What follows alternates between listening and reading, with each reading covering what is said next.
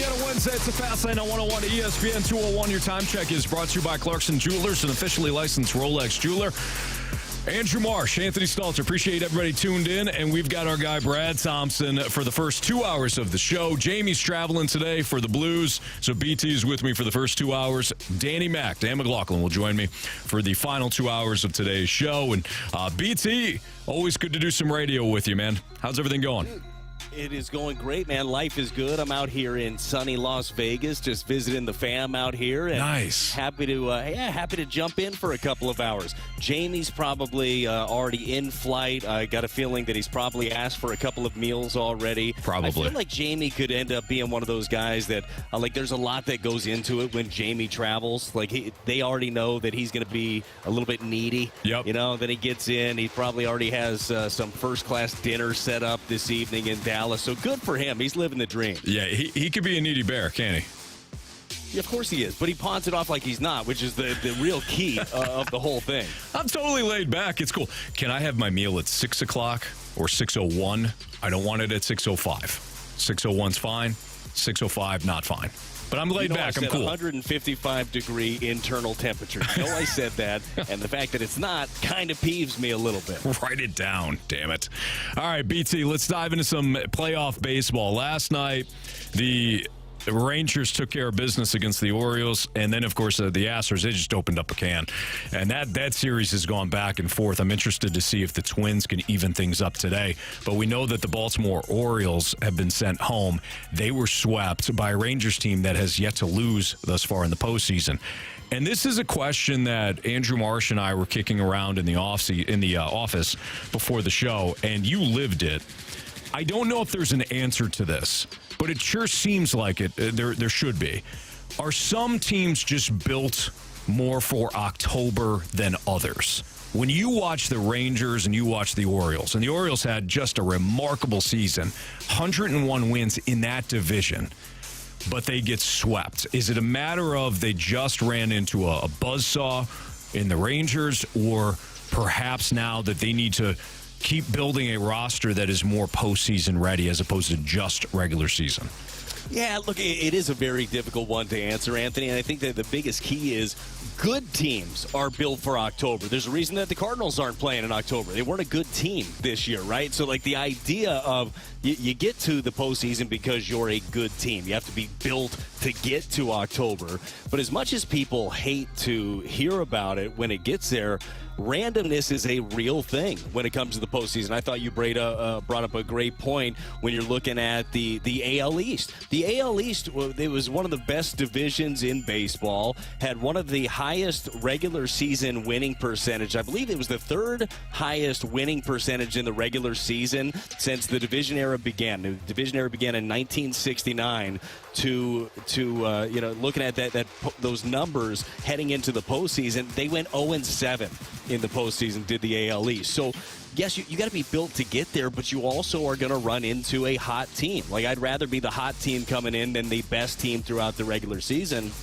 But things that do end up mattering big time in the postseason are things that matter down the stretch. Look, I think that managing is extremely important in the postseason. Knowing how to utilize your bullpen is extremely important in the postseason. The fundamentals, all that stuff that they beat you over the head in spring training, Anthony. All of the bunt plays, all the little stuff that you might not do all season long until it gets to October. You better have those. So to me, that's fundamentally sound teams. That's leadership.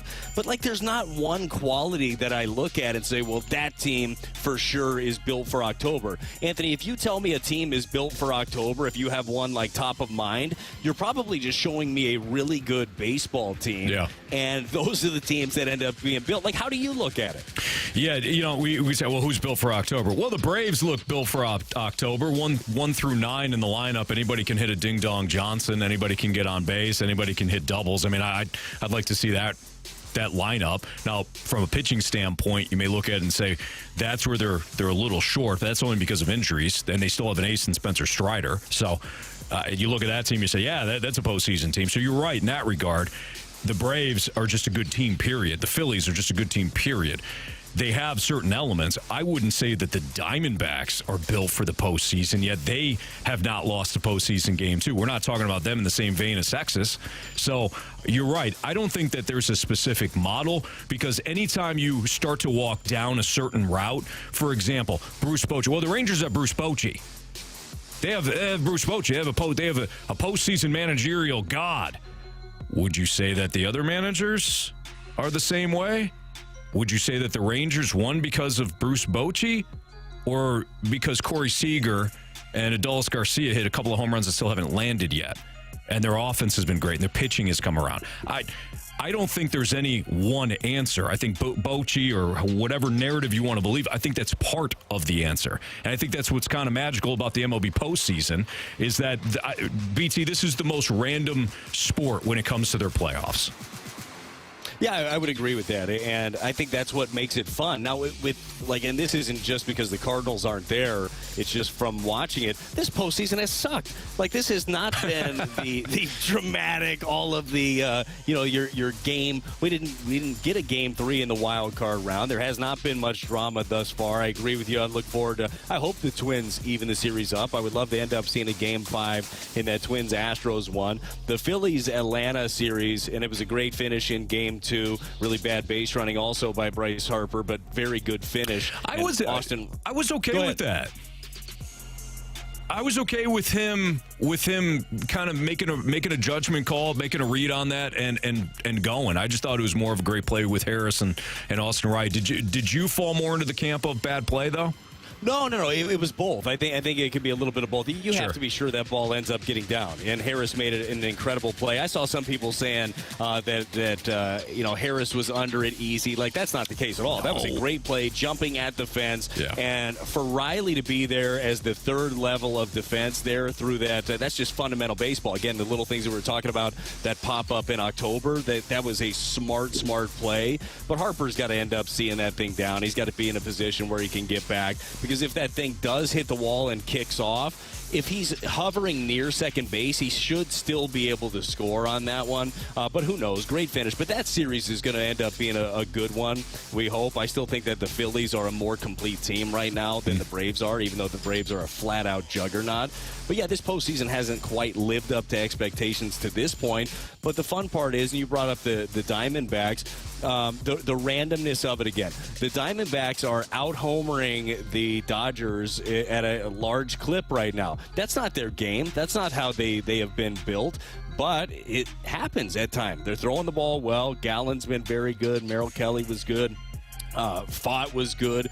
It's just it's a weird time, and when you get a team like the Diamondbacks in there that are young, they're motivated, they're hungry, that's exciting for the game of baseball. So there's not just one way to do it. Like we talked about this a couple of weeks ago, Anthony. If I had to pick one thing coming in, I'd rather have dominant pitching than anything else. Mm-hmm. Well, the Rangers have one of the best offenses in all of baseball. They'll just bang their way out of any situation. That happens, and it can even happen against good pitching at times. Now, their pitching has been solid also. It's not with the guys that they expected it to be. It's not with DeGrom, and it's not with Scherzer right now, but it's been Montgomery and Evaldi have been good. Andrew Heaney has thrown the ball for them as well.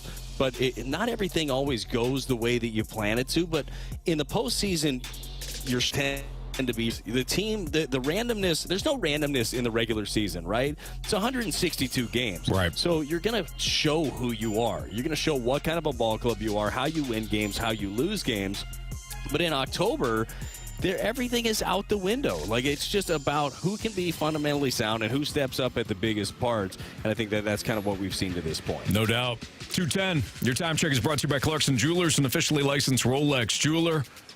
Tonight, we have Diamondbacks and Dodgers Game 3 pregame starting at 7:30. There is other baseball action today, though. You've got the Braves and Phillies Game 3, 4:07 local start here in St. Louis. And then you've got the Astros and Twins Game 4. That's at 6:07. And it's going to be the 8:07 Dodgers Diamondbacks that will carry, and that's game 3. So the Diamondbacks could potentially sweep the Dodgers. Lance Lynn, former Cardinal, will be on the hill for the Dodgers. So we'll see if some of these series continue or if some of them, just like the wild card round, want to be in kind of short. Brad and I have got you covered for the next 2 hours. We will talk to Jeremy Rutherford at 3 o'clock. We've got a Prove Me Wrong segment coming up. BT, you haven't done the Prove Me Wrong yet, have you?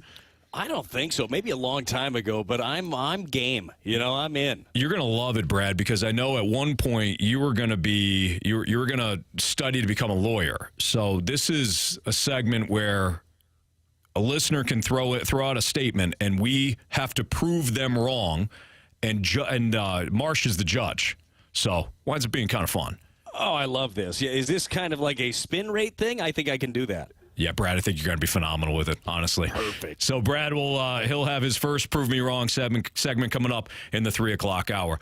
Want to get BT's thoughts, though, on what Bill DeWitt III said about the willingness to spend. But Brad, I want to make a statement that should be pretty obvious, but I feel like we miss the mark a lot when it comes to the MLB offseason. That's next on 101 ESPN.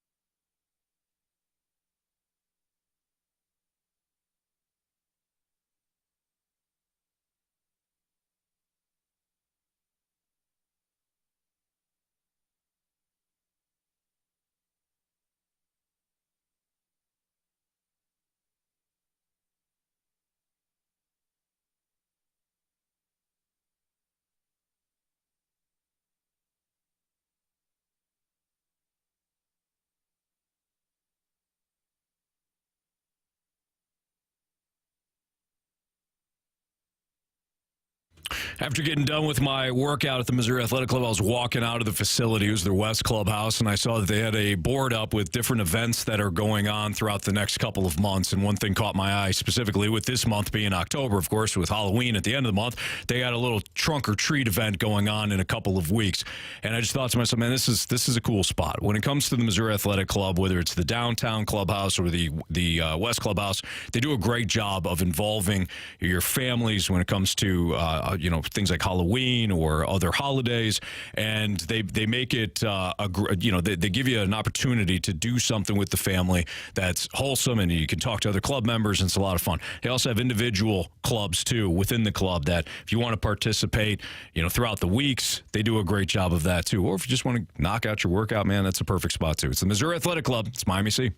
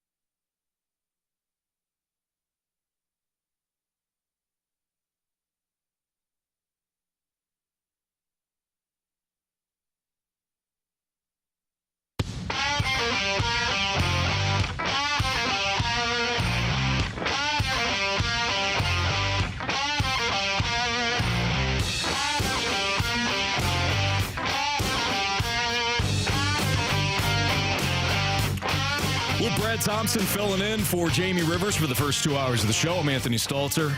Brad, I wanted to get your thoughts on comments made by Bill DeWitt III about the willingness to spend, and I'll give you the quotes, and then I'm going to give you what I think is kind of an obvious and common sense thought on the offseason. But he said willingness, I would say, to look at a pretty difficult financial year, and this is the upcoming year for the Cardinals, not this past season. But he said willingness, I would say, to look at a pretty difficult financial year in order to try to get this thing back on track.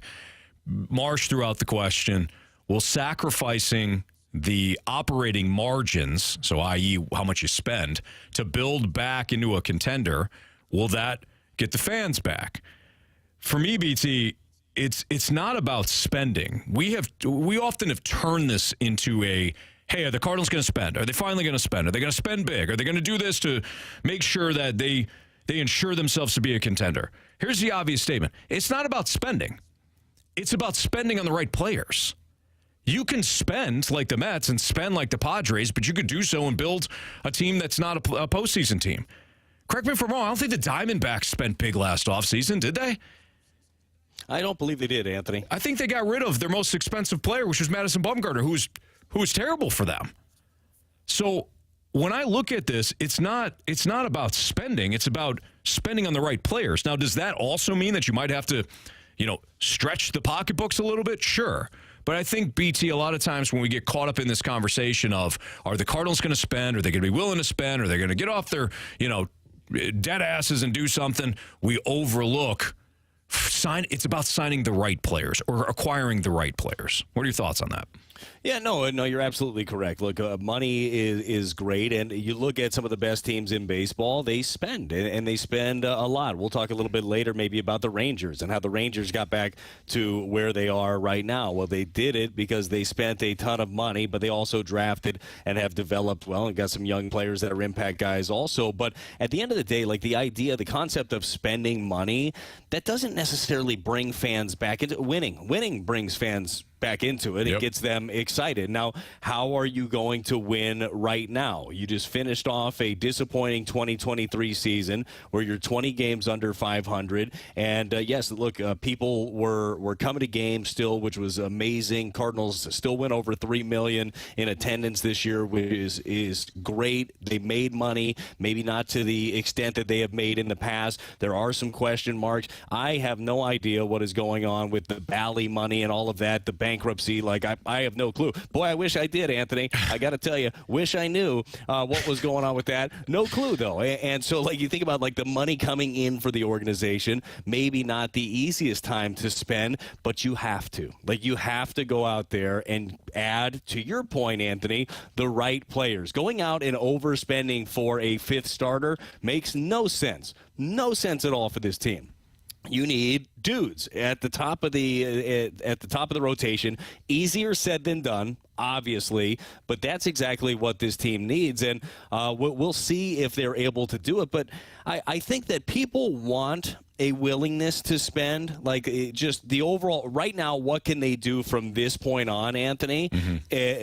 Spending money and being a part of the top of the free agent market is a big part of, what gets fans excited. So think about this, and I know that there are a lot of you listening right now that have been season ticket holders, and maybe you're trying to make a big decision on next year of, do I do it again? It's a big commitment. The prices probably haven't gone down a lot. Maybe they've gone up. I don't know exactly what season ticket prices are, Anthony. You know my green seats are free. Oh, yeah. So you look at... You look at that, and if you are on the fence right now, like, what pushes you to buy back in? What pushes you to purchase? Yeah. Well, maybe bringing in a Nola or a Sonny Gray. Like, maybe that does it for you because you look at the nucleus of this ball club and you say this team should be ready to win. You look at some of the young talent and say, that could push me over the edge. So in that regard, Anthony, I do think that the idea of spending, even when you're not out there, didn't make as much money as you normally have the last few seasons. The pandemic set everybody back in pretty much every single walk of life, every single different occupation, unless you were in the mask game or the which boy missed the boat. Yep. Missed the boat on that, Anthony. For toilet paper, maybe. For pharmaceuticals. Oh, okay. Little Pfizer. Yeah, good call on that. That'd have been good. That's like the new Apple. But I mean, it hurt everybody in every industry. But we know this, all right. And you hit the nail on the head. You have to bring in the right guys. I know you could go overspend on a lot of guys. You could bring in and not bashing the contract of the guy, but like you could bring in a bunch of Dexter Fowlers if you want to. Right. You could bring in Mike Leaks or you know, whatever. Like if it ain't the right dude, it ain't going to help you when you're looking at it. But the concept is still clear, and I think it's clear in pretty much every industry. You got to spend money to make money, and I really do believe that is the case. You know, Anthony, whatever, like. Pick a job, right? Anthony, you've been working out. You're starting a new gym because it's going to be like Stalter, Stone Cold, something or other. That's probably trademarked. But Stalter, Stone Cold Iron.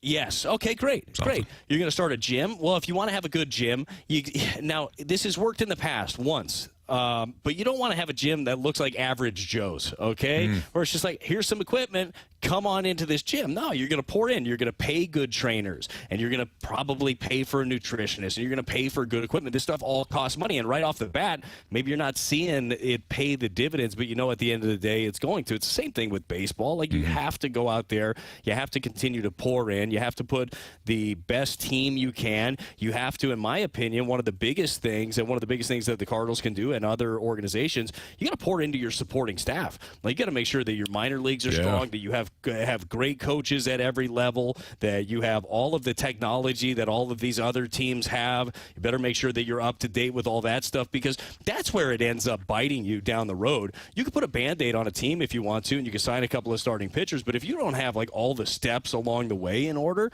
I think that's where it really comes to fruition. Now, Cardinals have been forward-thinking throughout the years. They're analytically driven. They're doing a lot of these things, but I'm sure that there's always more. If they did that internal audit, which I know they do every single year, of how can we get better inside, I think that's one of the biggest things that you can look at. It's not just those free agents, because you need that, but how do you start those grassroots efforts in your own organization to build those competitive advantages? Yeah, Brad, you've been making this point for years now, and you're spot on. Look at the Dodgers. Look at how much they spend on their scouting. Look how much they spend on their development. You're right.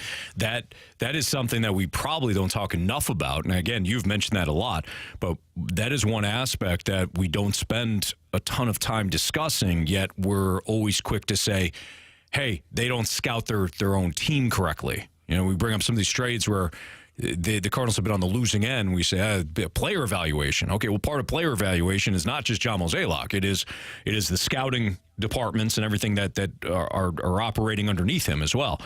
I want to go back to something you said that I thought was interesting. You said the fan base in terms of buying season tickets, right? Maybe this is something for our text line. Air Comfort Service text line 314-399-9646. If you're watching via the YouTube channel at 101 ESPN STL, I should say the Air Alliance Team YouTube channel, you can leave a comment there too. What would you need to see to buy season tickets? And be honest. If you're somebody that's like, I'm not buying season tickets, I'll just wait until, I guess I get my hands on tickets. I'm not asking you. If there is something that the Cardinals do in the offseason that say, yep, all right, I'm in, what would that be? Is it spending a truckload of money? Is it bringing in, 4 or 5 players with 1 or 2 of them being marquee? What would it require for you to pick up the phone and say, I'm interested in season tickets this year? Because I'm with you, Brad, when you mention what will bring the fans back, winning. That's what will bring the fans back. I don't think if the Cardinals have a busy offseason, fans are necessarily going to say, all right, I'm all in. You got to have the winning too, because they could sign all your favorite players. If those players turn out to be injured or they stink, you're going to be frustrated because you don't want to see them lose. But I think it's an interesting point that you brought up about free agency, Brad. I'd love to get our listeners' thoughts on that too. No, I would agree. And Anthony, I think one of the biggest things that just for me, right, coming into 2024, and you're not going to have every single question answered, I guess, when you come into it. But last year, a lot of us looked at it, and look, they made some gambles that didn't cash out when it came to the pitching staff of bounce back seasons for a couple of guys just didn't end up working out. But I think that one of the things that would make me personally feel more comfortable is if you go in and you don't have like a huge question. It's like, oh man, is this staff going to be good enough? Like that's a big question in baseball. Oh boy, they sure have a lot of guys in their bullpen that pitch to contact. That's a big issue now in the game of baseball. We've talked about that swing and miss quite a bit. So I think that if you can answer some of these questions to the best of your ability, and to your point, you absolutely have to go out there, you have to show out, you have to put that product on the field, and it has to come to fruition, because a lot of times you have an idea of what it's going to look like, then it doesn't look like that, i.e. the Mets and the Padres, and certainly the Cardinals to a different extent. But I think that is one thing that would really put a lot of people at ease if you come in and you address, whether it is via free agency or via the trade market, some of the biggest questions that you have coming into spring training. I think that would help a ton. That's Brad Thompson. I'm Anthony Stalter. It's Fastlane on 101 ESPN. BT filling in for Jamie Rivers, who's traveling with the Blues, heading down to Dallas for Thursday night's game between the Blues and the Stars. Pregame tomorrow night starting at 6 o'clock right after the Fastlane. So BT's got us covered for the next hour and a half. Dan McLaughlin will fill in from 4 to 6 today. So a lot more to come here with Brad and I, including how much should ownership dabble in roster construction? I would say not at all. But if you look at some of the local examples, maybe, you pause a little bit on that. That's next on 101 ESPN.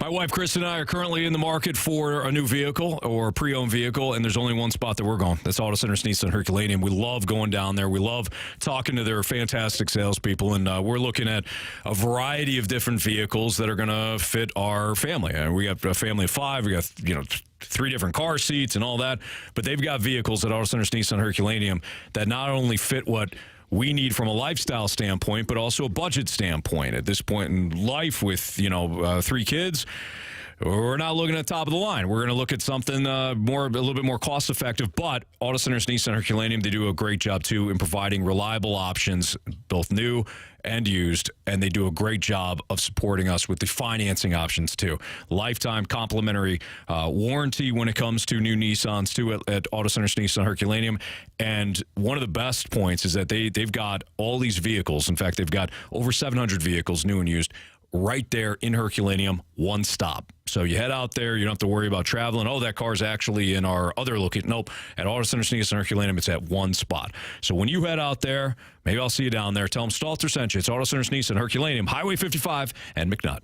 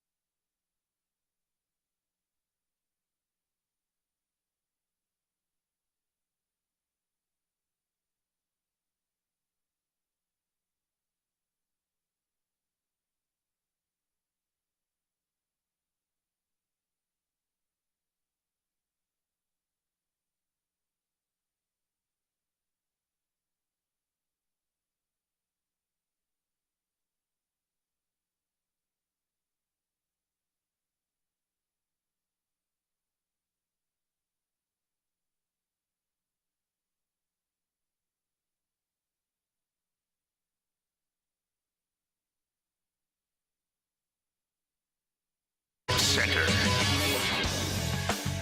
I'm Andrew Marsh. It's time for a Sports Center update. Driven by Johnny Londoff Chevrolet and Johnny Londoff Autoplex. The National Hockey League got underway yesterday. The Blues season opener will take place tomorrow as they go up against the Dallas Stars.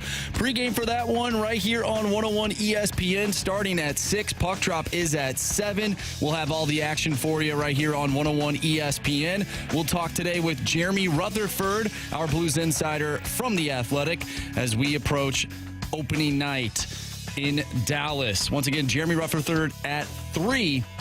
Last night, the Texas Rangers defeated the Baltimore Orioles by a final score of 7-1.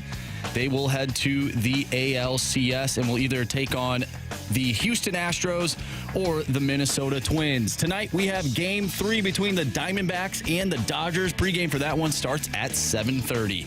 I'm Andrew Marsh, and the Sports Center Update is driven by Johnny Londoff. Find new roads and shop 24/7 at londoff.com and londoffautoplex.com. Are you kidding me?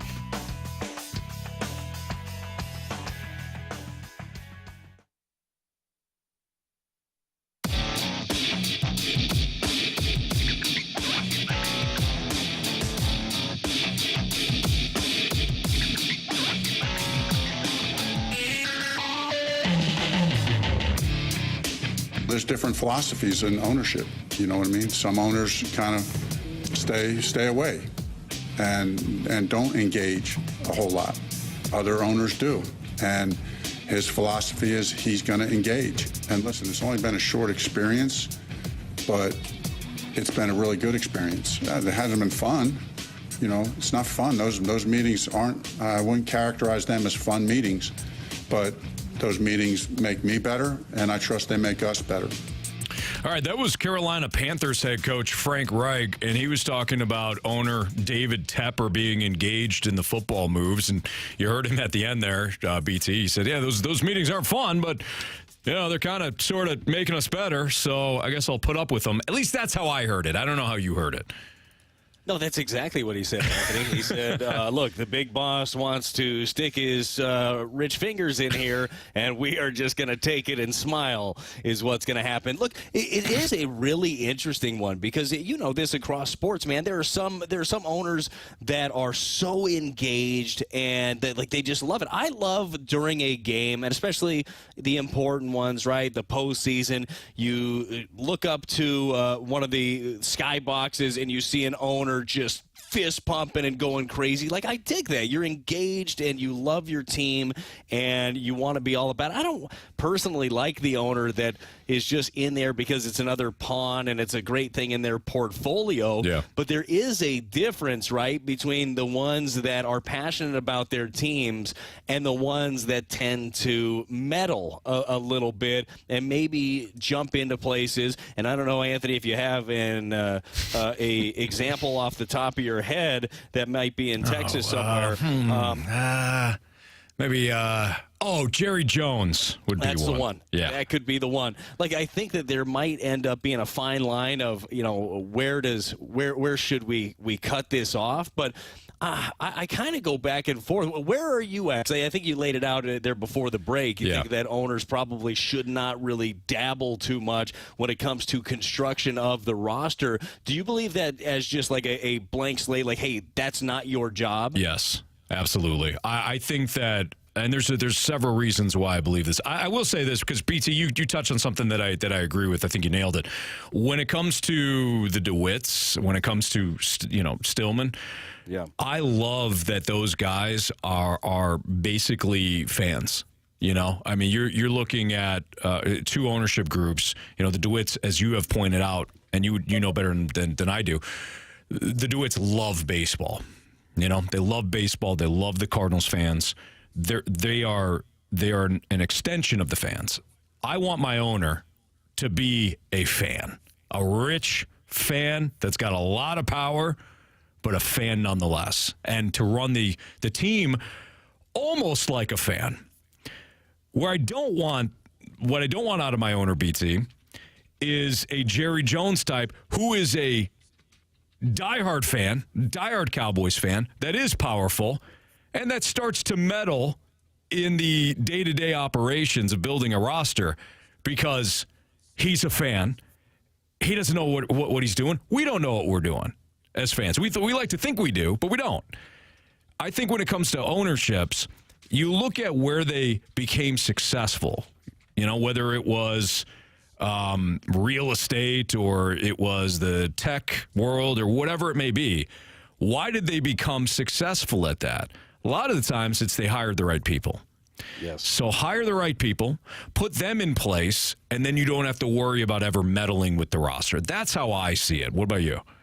Yeah, look, I think that this is, and it's probably a very difficult character trait if you are an owner of a franchise, because you own any of these professional franchises, you are pretty well off, and life is pretty good for you. And I got a feeling that in your life, not too many people push back against you. Probably not. But I think it would be, I think it would be a great character trait if you had it as an owner to be able to hire somebody that will push back against you. Yeah. Because there are times like, and Jerry Jones he's an anomaly. I mean, that guy runs his own ship. He's his own GM. He does everything. So maybe throw that one out. But there are going to be times as an owner, and you don't have all of the views, and that is why, as you said, you hire the right people. You hire people that you believe are going to put your organization in the right spot. Now, there will be times, and every owner probably has to go through this, where you're going to have a front office member, you're going to have your president of baseball operations or your GM come to you and say, this is what we need to do.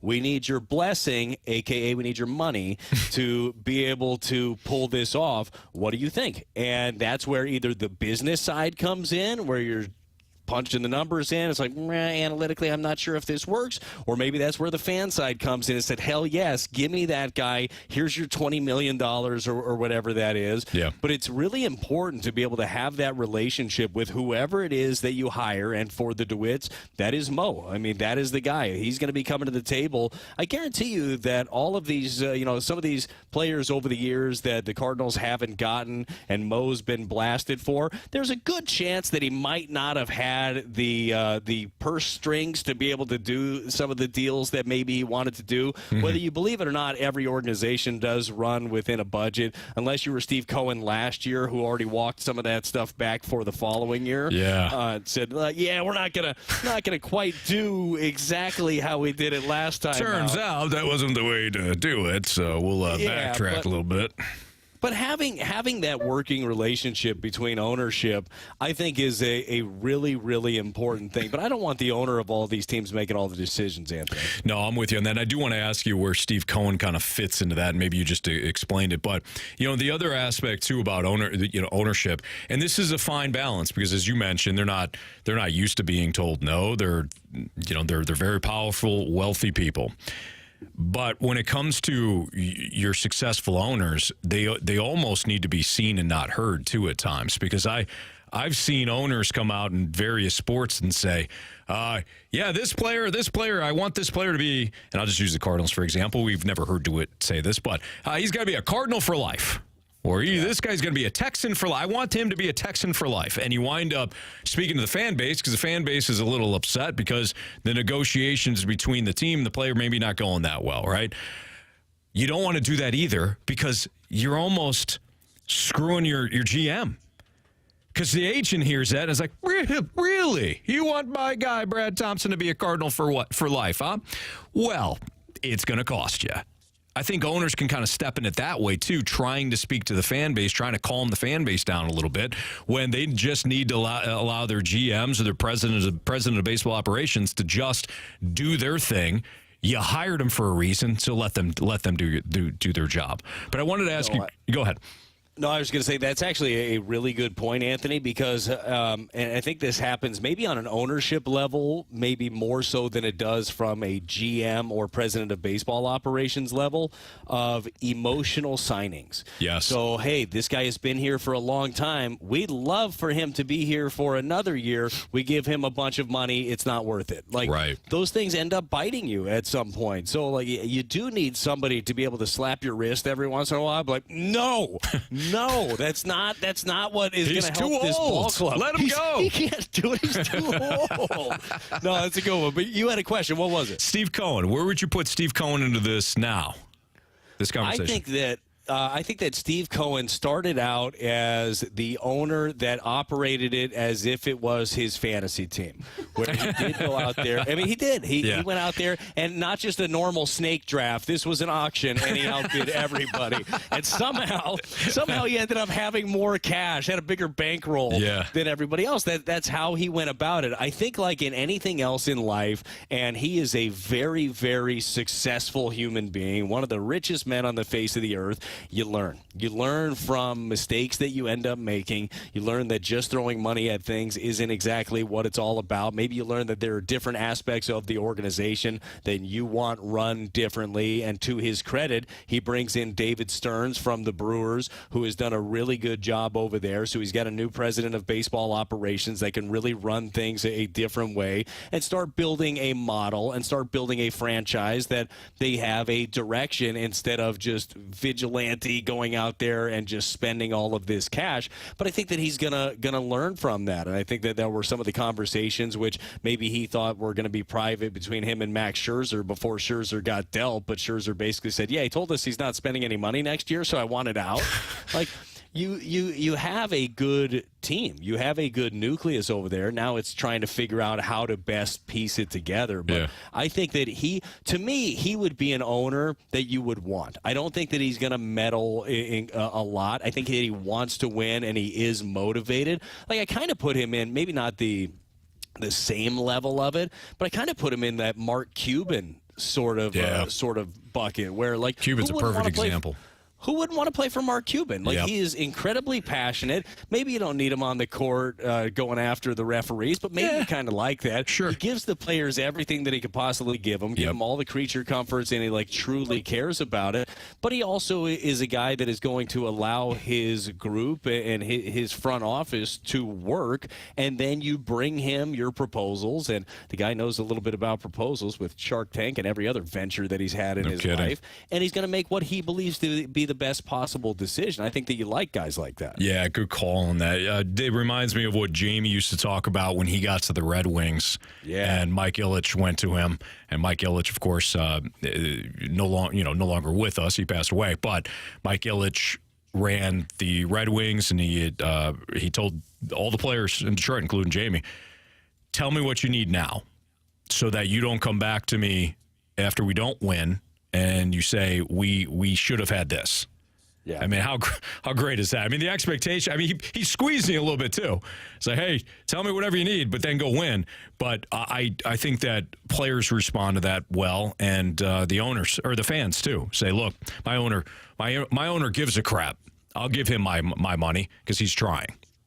Works both ways. No excuses, right? Yep. No excuses. It's, hey, tell me what you need to win. We will go get that. Now, there is, we could use, let's localize it again, all right, for the Cardinals. If Bill DeWitt goes to Mo, which you know they've already had all these conversations, tell me what you need to win in 2024. Now, it's going to be a pretty good list, and it's probably going to have a lot of dollar signs next to it, but just having that list, and even if you have his blessings, that, okay, go do it, doesn't mean it's going to happen. True. Because as we've talked about before, you have to have both parties have to pick each other. If Nola is the main target, and I think that Nola would be a very good main target to have. I saw a number the other day since 2017. I think he's got the third highest WAR among pitchers in all of baseball. It's a guy that you'd love to be able to bring into the fold. But if he wants to go back to Philly, or if he wants to go to a coast, or whatever it is, the money's going to be there from a lot of different ball clubs.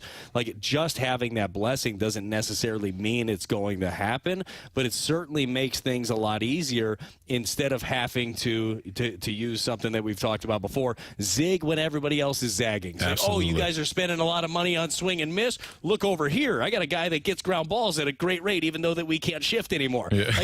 Like, it's okay to have a guy or two like that on your staff, but you can't have everybody like that on your staff. So you have to be able to keep up with the times. Good call. That's Brad Thompson. I'm Anthony Stalter. It's a Fastlane on 101 ESPN. I'm going to switch things up a little bit. We are going to talk about the Rangers and whether or not the Rangers have done it right. They've spent big. Speaking of their ownership group, they kind of went all in. What can the Cardinals learn from that? But coming up next, still a little Stalter Stackup. BT, I'm struggling with the bottom of the top 10. I need your help.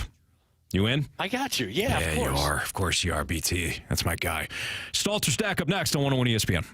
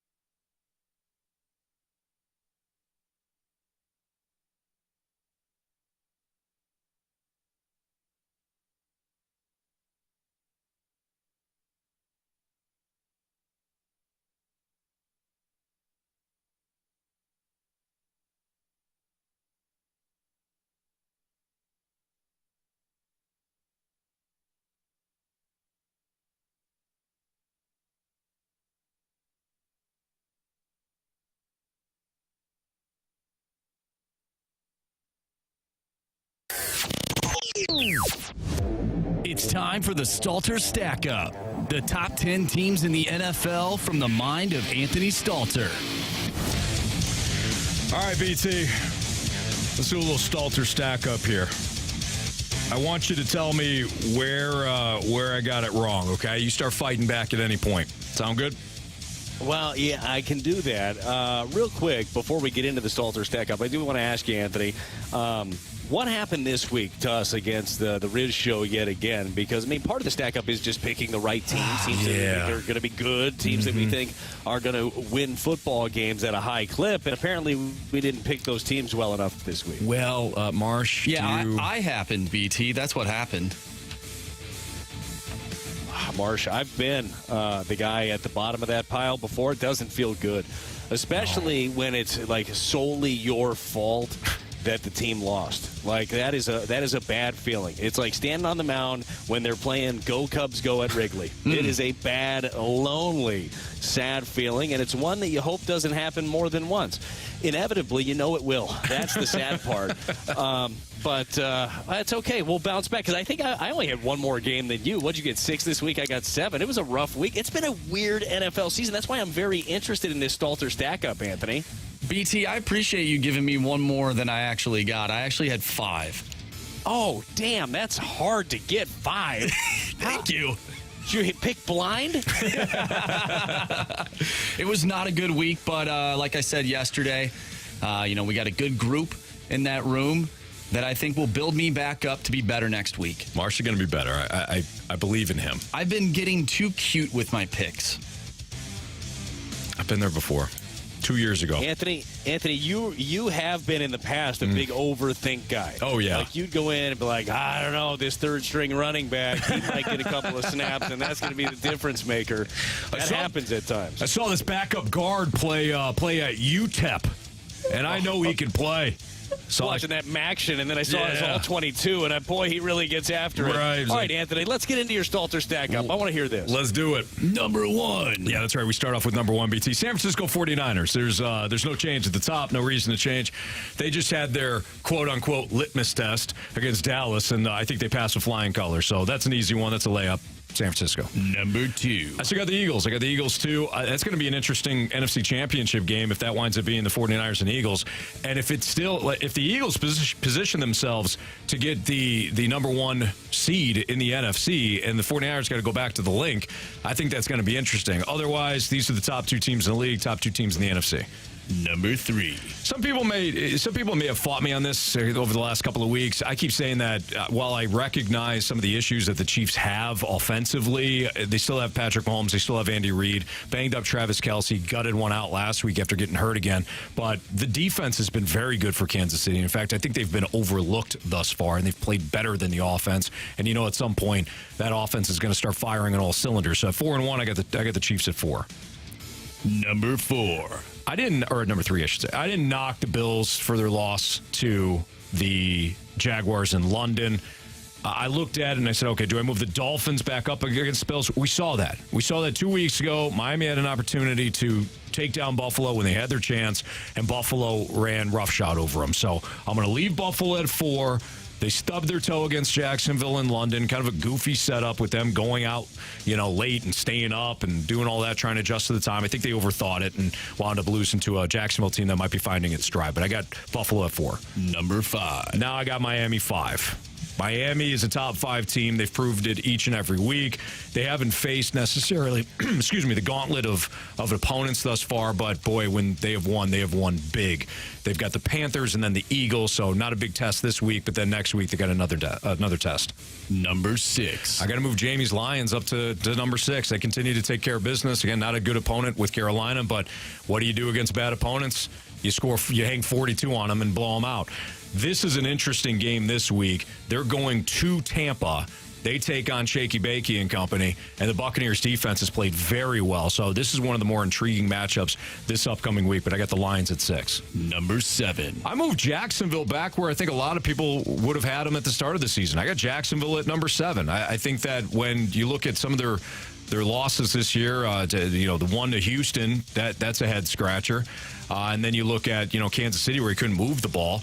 You say, okay, well, you kind of expected more. But over the last 2 weeks, they've won their 2 games in London. They look good, man. That offense is starting to hum a little bit. And that defense statistically might not be ranked very high. But I think when it's all said and done, Jacksonville is going to be right in this 6-7 range. I got them at 7. Number 8. You don't play, you get moved up. I got Seattle at number 8. I can't say that I'm a huge believer in Seattle's defense, but they've played very well, and they've taken care of business thus far, and they're the only team to beat the Lions, who I've got at number 6. So I think it's fair to take Seattle at number 8, especially when you get to these other teams.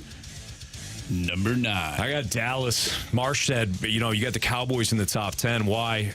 I think Dallas. I think Dallas is a good team that's not great. I think they're a good team that's not bad. It's one of those deals. So I think that Dallas still has enough talent, even with some of the questions that San Francisco now, put forth on Sunday night. I think they're still a top 10 team, but boy, they look terrible on Sunday night. Number 10. I'm going to cling on to this one. I still got Baltimore in my top 10.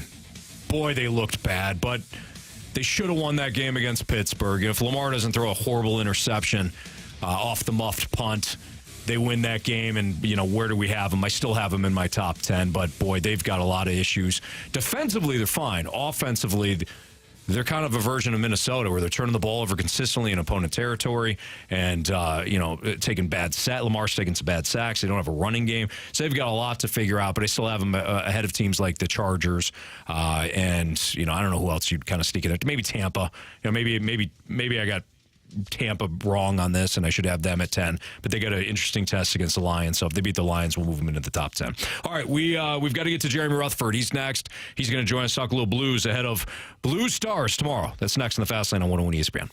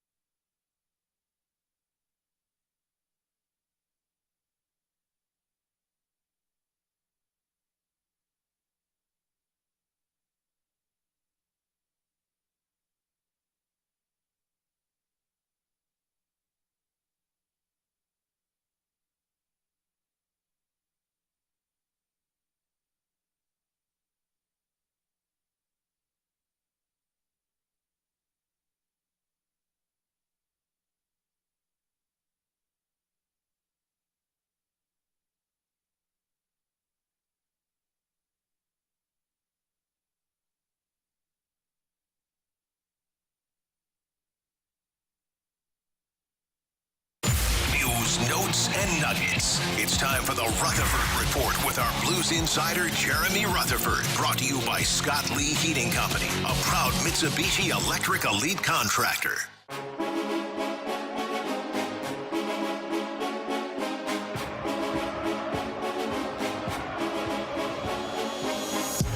It's Fastlane on 101 ESPN 304. Your time check is brought to you by Clarkson Jewelers, an officially licensed Rolex jeweler. Brad Thompson is with me for the 3 o'clock hour, filling in for Jamie Rivers today. And Dan McLaughlin is in the bullpen, ready to go. He's going to be here at 4 o'clock, and he's got the final 2 hours. But let's head to our 101 ESPN Celebrity Line.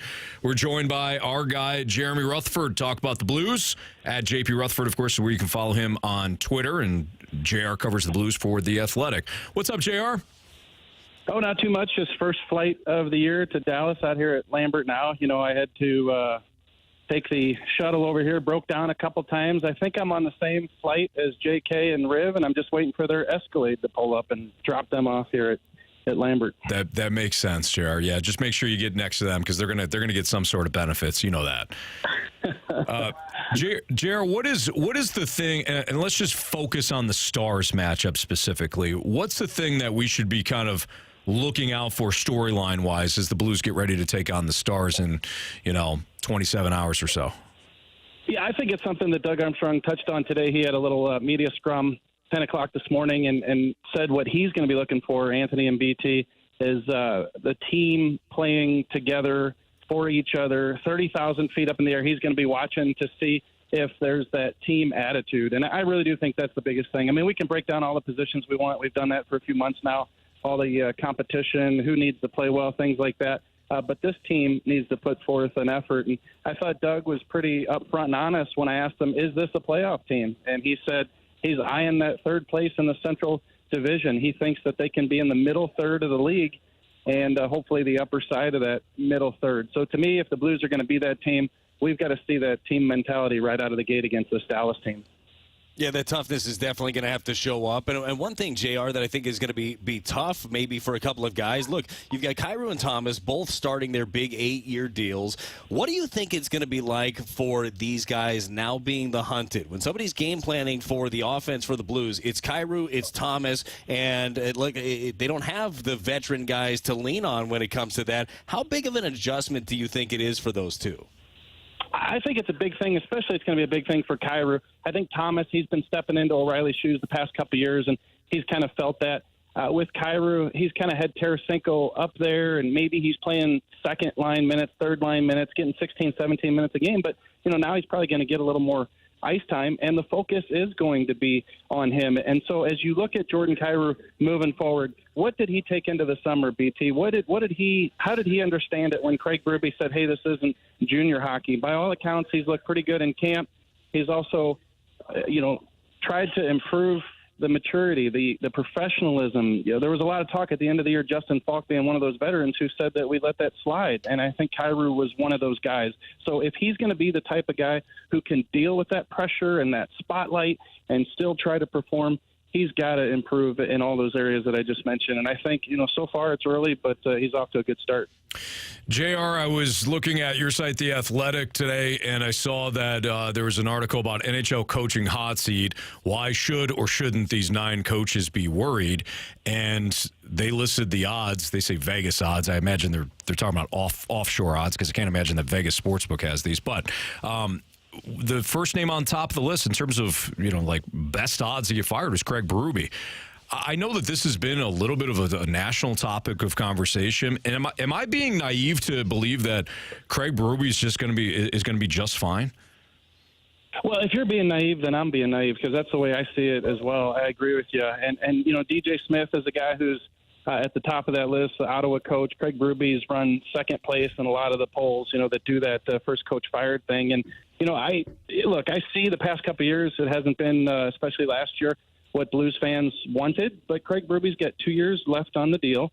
They allowed him a little leeway with who he hired as the assistant coaches. He brings in Mike Weber, who's really close with Steve Ott, and I think they got Craig Berube's input on some of this. And you look at the roster. Some of these guys that they brought in are Craig Berube style guys. especially the big guys on those third and fourth lines. So I think they want to get back to that kind of style. So to me, Anthony, it doesn't speak to anything where they look like they're going in a different direction. And I realize that wouldn't be the case at the start of the season. If things go south with the roster they put together, could certainly be the case.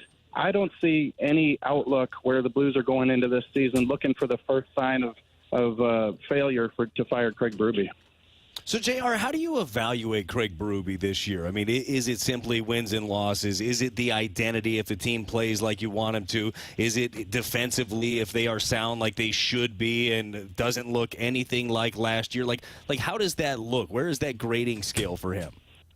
Yeah, I think you nailed it. I think it's looking for that identity, and it's cliche, but just that you're moving in the right direction. They've got a lot of good prospects coming in the next couple of years. Is Craig Berube going to be around to coach these guys? I think it is going to come down to, even though I don't think he's necessarily viewed as a guy that they want to move on from at the first sign of failure, I do think that they say to Craig, listen, we're putting the type of guys that you want out on the ice.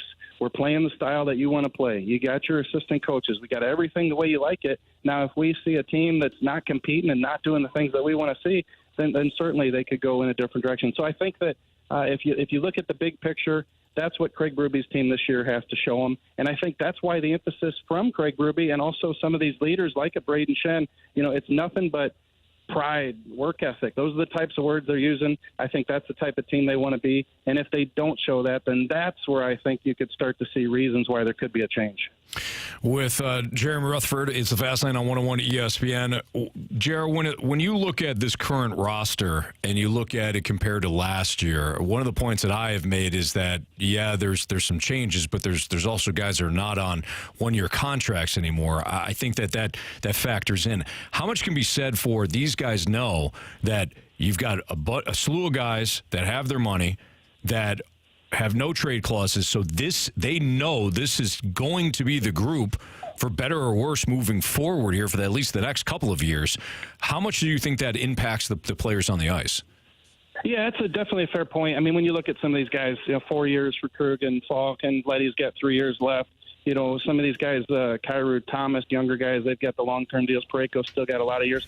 There's a lot of term, and, there's something to be said for that. I really do agree with that, Anthony, that how much can things change in the next couple of years if these guys don't perform well, but yet still have that term? Here's what I fall back on. Doug Armstrong has said it a million times, that if he wants to make changes, he'll make changes. And I realize he didn't make that happen with Torrey Krug this year, and he wanted to.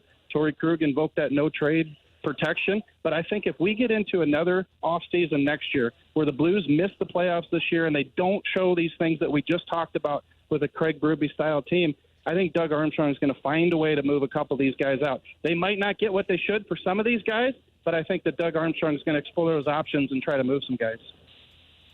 JR, I know that we probably talked about this all offseason long, but act like I wasn't paying attention. I was, but just act like I wasn't. Why is this? Just explain to me, or Blues fans as they're eagerly watching this game tomorrow against Dallas, explain to me why and how this defensive core is going to be better than they were a year ago with essentially the same pieces. Well, I can't tell you that it will be, because in 2 or 3 weeks we could be doing this show and talking about how the defense looks the same as it did last year. So I want to stress that first and foremost. I don't want people coming back to me saying that, hey, I told you it wasn't going to be any good. You said it would. But I do think 2 reasons. If you're being an optimist, if you're being a guy who says, okay, I get it, the contract situation, they had to bring these guys back, but here's why they're going to be better.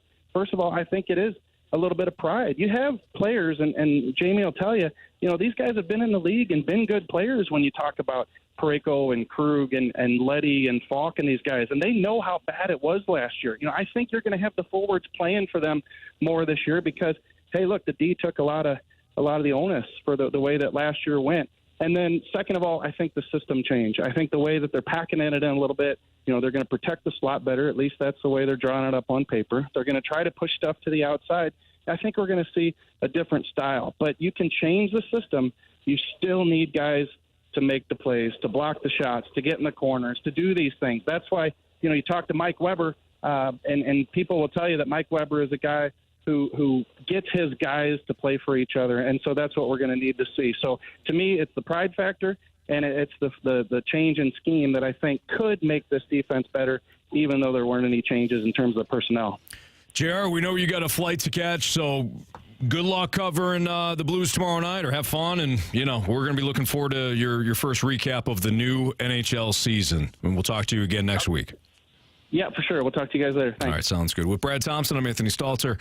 It's Fastlane on 101 at ESPN. Did the Texas Rangers get it right with the way that they spent? It's kind of hard to argue that with the fact that they're undefeated right now in the MLB postseason. But how much can the Cardinals take from that model? That's next on 101 ESPN.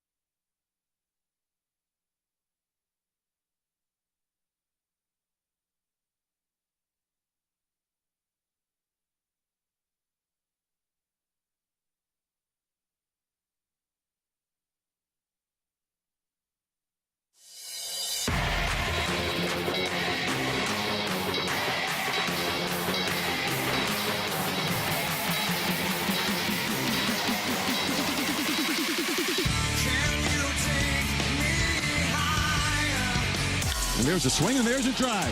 Deep right field. That one's on its way. That ball is history. Way up in the lower deck. Pitch to Corey Seager. You're risking that. It's 1-0 Rangers in the first. BT DJ Marshy Marsh was playing around with some Creed there.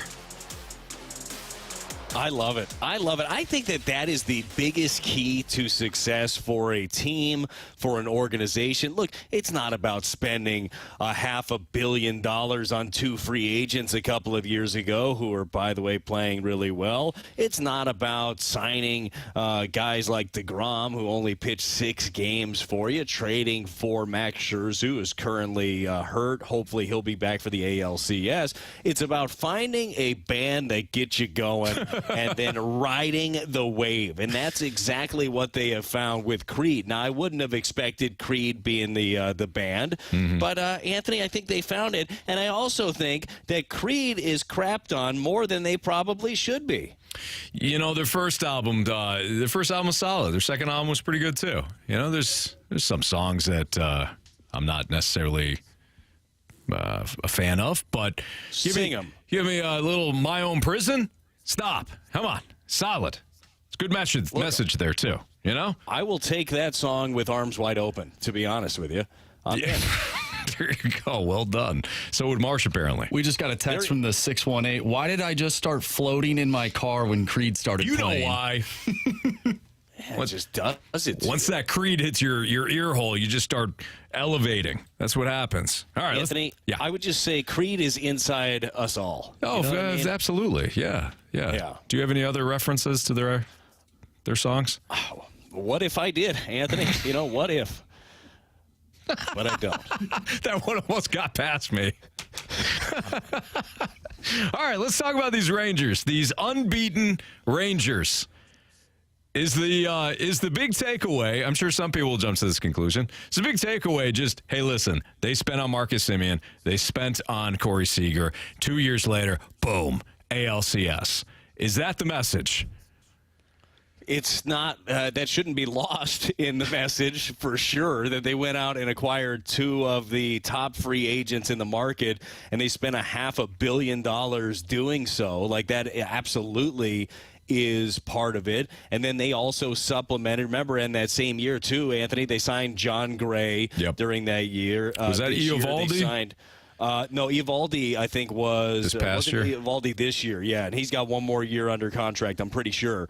But they signed DeGrom. I know, again, 5 years, $185 million, had a lot of question marks. Unfortunately, been hurt for the whole year. They also signed Andrew Haney for this year, and I believe that he's got an option for the next year. Martin Perez, they gave him the QO. He ended up taking the qualifying offer. Like, they went out and supplemented quite a bit. But here's the thing: yes, they spent, and that is a big thing. You don't go from 60 wins or whatever it was a couple of years ago without adding a ton of talent. They were moving into a big ballpark, a new ballpark. They wanted to show out with a good team, and they added to it. So that is a big thing. But they also have drafted well recently. They have made some smart trades. They added at the deadline. We mentioned Scherzer, and again, I hope just for baseball standpoint, and obviously being a local guy, I want to see Scherzer pitching on the biggest stage. I know that he threw a bullpen the other day. His eyes are set, and both the brown eye and the blue eye are set on. I was wondering if you're going to slip that in.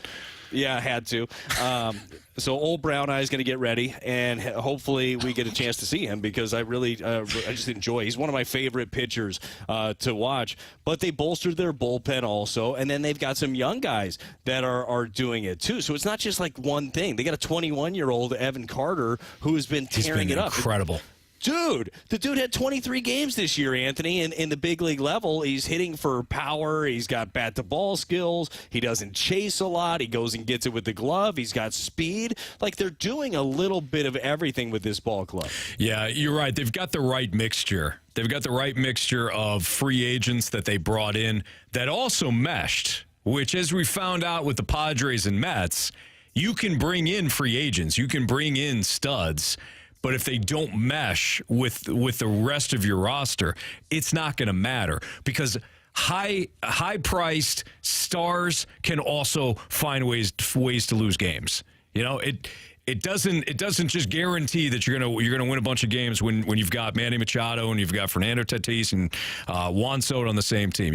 Everybody's got to mesh together. So they bring in Simeon, they bring in Corey Seager, two very well liked players within that clubhouse. As you mentioned, this kid Evan Carter has been sensational, but they got some other. Mitch Garver had a bit of a streak there where he hit a bunch of home runs in I think either September or August. He went off.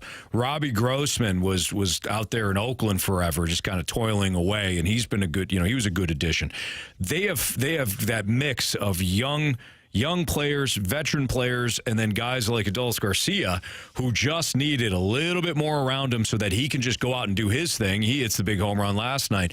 This is a great mix. And oh, by the way, you hired Bruce Bochy, who is this calm, even demeanor, as you have mentioned a lot. He's got that big helmet for a head, so he's incredibly smart, and he's been there. He knows exactly how to win. He's done it 3 separate times with 3 different versions of Giants teams, and I wouldn't put it past him to do it again this year with the Rangers.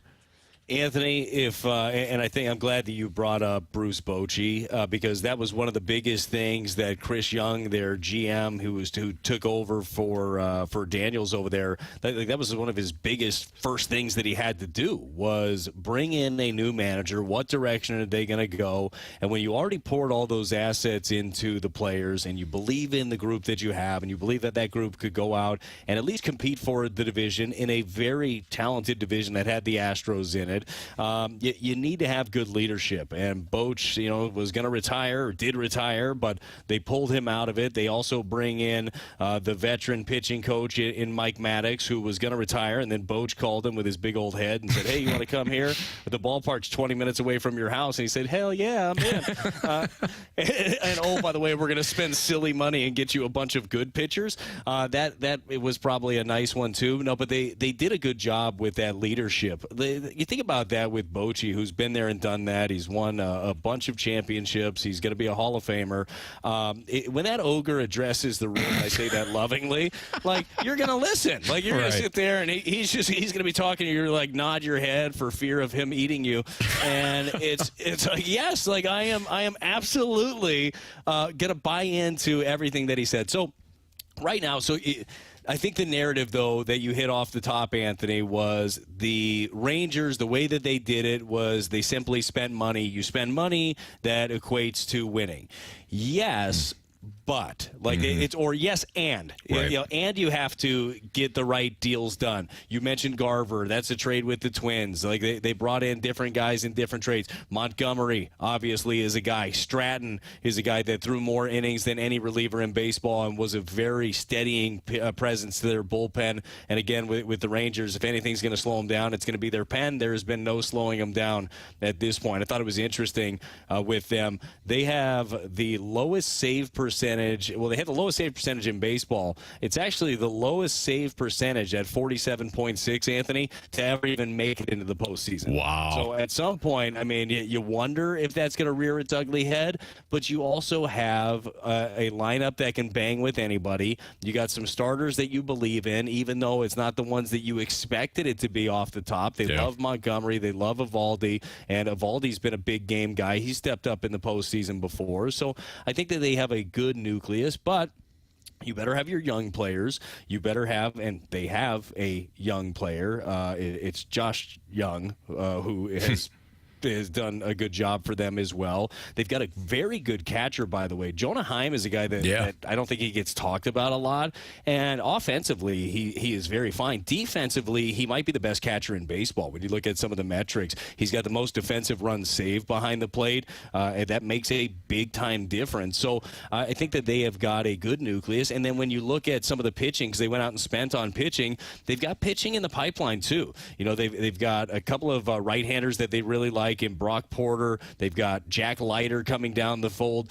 They've got Kumar Rocker still that he missed time with the injury, but they are high on him. They've got Owen White. They've got different high upside guys that they hope, once some of these contracts start coming off for some of these pitchers, that those guys are going to be ready. That ends up being the key, man. You don't want to be going to free agency every year trying to plug every single hole. You want to make sure that you can plug some of the holes, and this is where the Cardinals, I think that this is where you try to take a page out of their book. Yeah, you plug some holes right now. You plug a couple of holes in that rotation, just like the Rangers were able to do.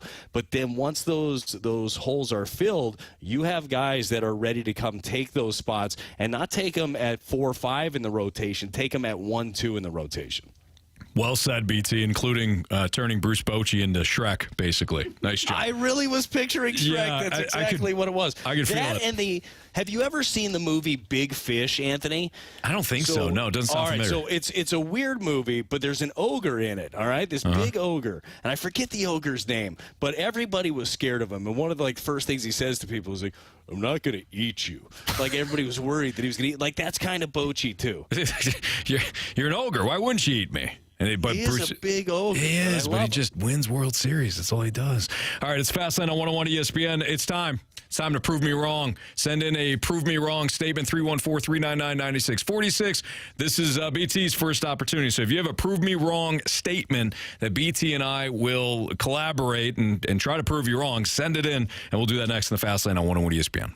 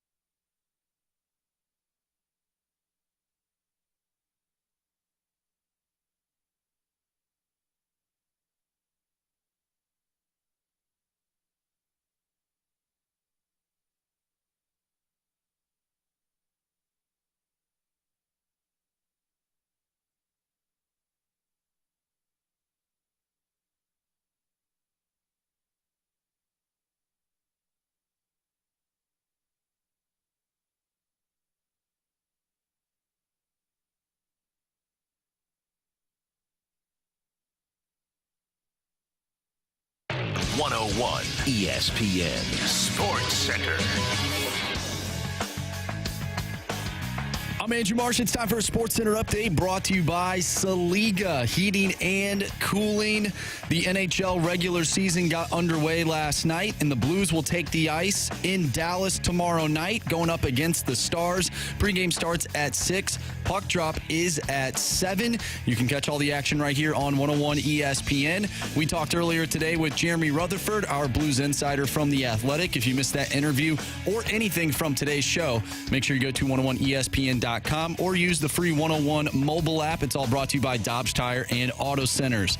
Last night, the Texas Rangers defeated the Baltimore Orioles 7-1 and swept that series. The Arizona Diamondbacks will look to do the same against the Dodgers tonight. You can catch that game right here on 101 ESPN. Pregame starts at 7:30. Coming up next, we have Prove Me Wrong. If you have something that you want proven wrong, make sure you send it our way to the Air Comfort Service text line 314-399-9646. We'll do that next right here in the Fast Lane.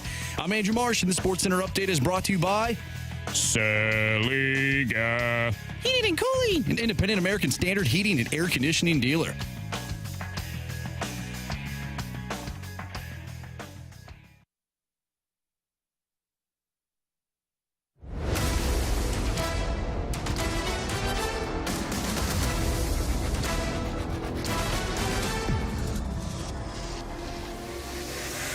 Prove me wrong, kids. Prove me wrong. All right, this is Brad Thompson's first experience with Prove Me Wrong. This is where you, the listener, send in a sports-related statement, and Brad and I argue against it like it's the court of law, and Marsh is the judge. So this should be interesting. Brad, I think you're going to do very well with this. So just to clarify here, no matter what my real thoughts are or the actual stance I have, all of that is thrown out the window, and I just do whatever it takes to win the case, correct? That's correct. Oh, Yes. like a real lawyer. Morals gone. Just boom, Listen, whatever it takes. You know, sometimes these defense lawyers, they have a pretty good idea that their client absolutely stabbed that person 27 times, but It wasn't his knife, Anthony. It wasn't his knife. Wasn't his knife. Or he was insane. Either way. Yep. So that's your job, too. You're a defense lawyer today. Sound good? Done. Marsh, what do you got for us? All right, gentlemen, from the 636, prove me wrong. The Cards did enough last offseason. Their bad year was just a result of some bad breaks and poor performances that couldn't be predicted. Brad, if I may here, I'll take this one, okay? No, that was not a fluke last year. You look back the last couple of seasons, the missteps taken by the front office to not bring in quality pitching constantly, over and over again. Looking at starting pitching that could help them in the offseason or at the trade deadline, and John Mozeliak saying, no, thank you. I've got what we have. Well, guess what? Got what you had? Ruined you this year. You can't just make one offseason move and say that you're good. This is a culmination of problems and, again, missteps over the last couple of years that led to this fracturing of a season. You don't go from playoff team to worst year in franchise history and have it be a fluke. This, my friends, was no fluke. Anthony, Thank you. You put out some details there that I absolutely agreed with. And for that, you have proved this listener wrong. I have won this case.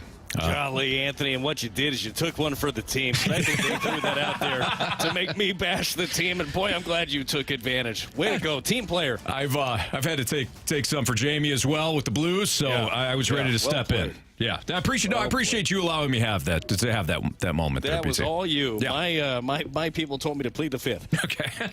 Anthony, we got a text from the 636 that says Stalter took a broken bottle to the Cards front office. I certainly did. On that one. Yeah, I certainly did. Well said.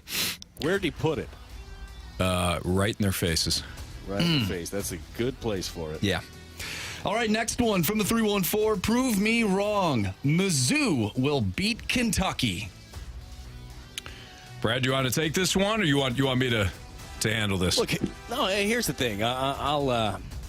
Mizzou always does this to you, okay? You think they're going to be good, and then you're Eli Drinkwitz in the wrong stuff, okay? You're Eli drinking the Kool-Aid, and then all of a sudden it's like, oh, they're good. Okay, tight game against LSU. That was a good game, right? That was a good loss. But then that good loss is going to turn into another loss, and then another loss, and then probably another loss after that, because that's exactly what continues to happen over and over again. So, look, you can get as high as you want to get, and I suggest it. But I do think that you should probably just be a realist here and just realize that they're going to lose because you think they're going to win. They're going to zig when you expect them to zag, Anthony. Well said. Give it to him. Yes. Brett, I really like what you had to say there. We talked about it yesterday, or maybe it was on Monday, but there are some decisions that have been made throughout the course of the season by Coach Drink that I think a lot of people would find suspicious. And you laid it out there, Brad. So for that, you have won this case. I also like the play on words there from BT. You're Eli drinking wits the wrong Kool-Aid. Yes. Yeah, what I lack in actual content, I can make up for in witty things. So. No doubt, witty banter. Absolutely. Yeah.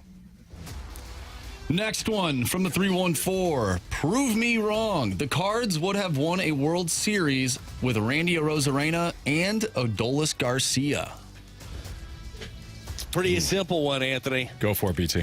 Well, here's the thing. Look, would the Cardinals be a better ball club with Randy Arozarena in the outfield and Adolis Garcia? Look, you look at the numbers, it's hard to say. Okay, yes, fine. Yes, they'd be a better ball club. Now, here's my question to you.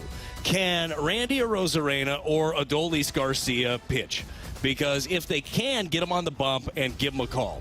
But if they can't, they're not going to help you win a World Series. The offense wasn't an issue for the Cardinals team, at least until down the stretch when everybody was banged up. The pitching staff was the biggest issue for this team. So even if you had those guys the last couple of years, they're still not going to win you a championship unless you can pitch. We talked about it earlier, Anthony. You better be a complete ball club to go out there. First of all, give yourself a chance to make the postseason, and then to ultimately win. So those guys make you better, of course. But do they put you over the top to win a championship?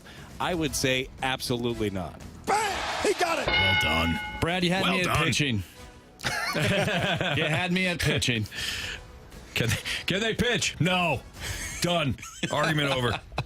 All right, from the 618, prove me wrong. Jordan Love is closer to a Tony Banks than an Aaron Rodgers. Okay, come on here. Look, you know what Aaron Rodgers did in his first 5 games?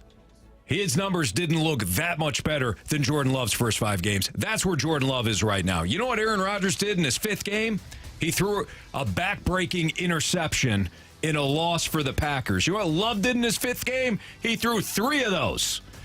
Granted, that's 2 more than Rodgers did, but the point remains the Packers lost that game too. No Aaron Jones. His receivers, the same young receivers that Rodgers had a year ago that we all made excuses for when it came to Rodgers. The receivers are too young. Same group here that Jordan Love is working with. Yet Rodgers had Aaron Jones for all of last year. Love has only had him for fractions of games. We got to wait a little bit here before we determine what Jordan Love is. To call him Tony Banks or Tony Romo or any Tony. I think it's just a little... Tony Bennett. It's a little too soon for that. Oh, come on! Anthony, he's one of the worst quarterbacks in the league right now. In ever, Bob? His stats are not that great. Is his completion percentage atrocious? Sure, but other than that, it's bad. It's been bad. Let's do one more from the 636. Prove me wrong. The Vegas Golden Knights will repeat as NHL Stanley Cup champions. Are you kidding me with that scoring? Anthony, you know how hard it is? Yeah, I do, Brett. Oh, how hard it is to repeat. Let's tag team this, okay? Yeah. Let's go back and forth on this one. Just beat this thing up. Sure. Look, I am in Las Vegas currently, okay? Watching the spectacle that was their ceremony last night. Fantastic. Boy, were the fans into it, yes. Has this been a long-suffering hockey fan base? Of course. Hadn't won a Stanley Cup until last year. Are they talented enough to win it again? You bet your sweet ass they are. Of course they are. Far more talented than other teams that we talk about daily. But it is incredibly hard. It doesn't, Anthony, I'm doing it the thing for the thing. Go for it. It is so hard to win it. The gauntlet of an NHL season. The playoffs beat you the hell up. They're going to fall short. They're going to fall short of this one, Anthony. It's not because of talent. It's going to be because of the fact that they were worn down. No doubt. The scoring, too. I mean, yeah, sure, they'll balance scoring. They're going to be great and all that. Okay. Can you do it 2 years in a row? I don't think so. And how many goaltenders are you going to use this time? That was a fluke last year. Our case has been rested here. This one's tough because my goodness did they look good last night as they defeated the Seattle Kraken. But I agree, it is tough to go back-to-back, even though the Tampa Bay Lightning just did it a few years ago. Different team. I'll give it to you. Thank you. Brad, well done, man. I think you survived. I kind of enjoy that segment. The ones that are difficult are the ones where you totally don't believe anything that you're saying, but you pawn it off as you do. I think the first Good job. Yeah, I think the first time we did this, didn't we get a text, Marsh, that said, wow, you guys are excellent at BSing. Yeah. Something to that. Yeah. Something to that degree. Yeah. Well, sometimes you got to say things that you don't believe. I think that's just part of life, really. So we take that and then we make it into a segment. It's called Prove Me Wrong. Brad, you had mentioned something to us in the break after we did the Stalter Stackup, a question that we all thought was fascinating. We're going to do that next on 101 ESPN.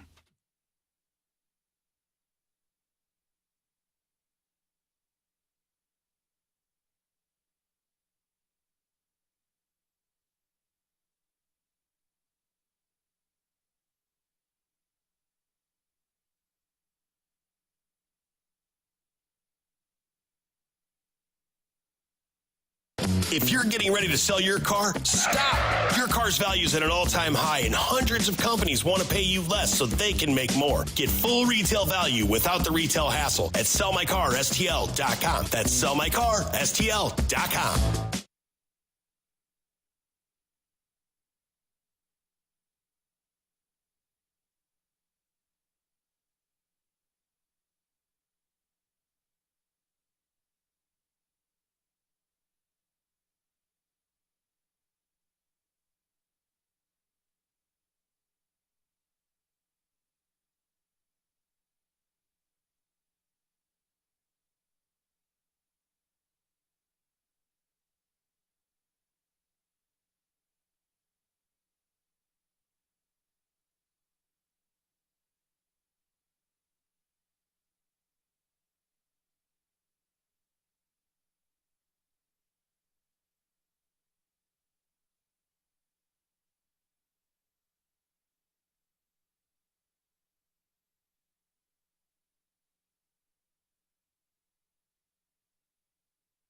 Halloween will be here soon. Ghosts and goblins and all things scary.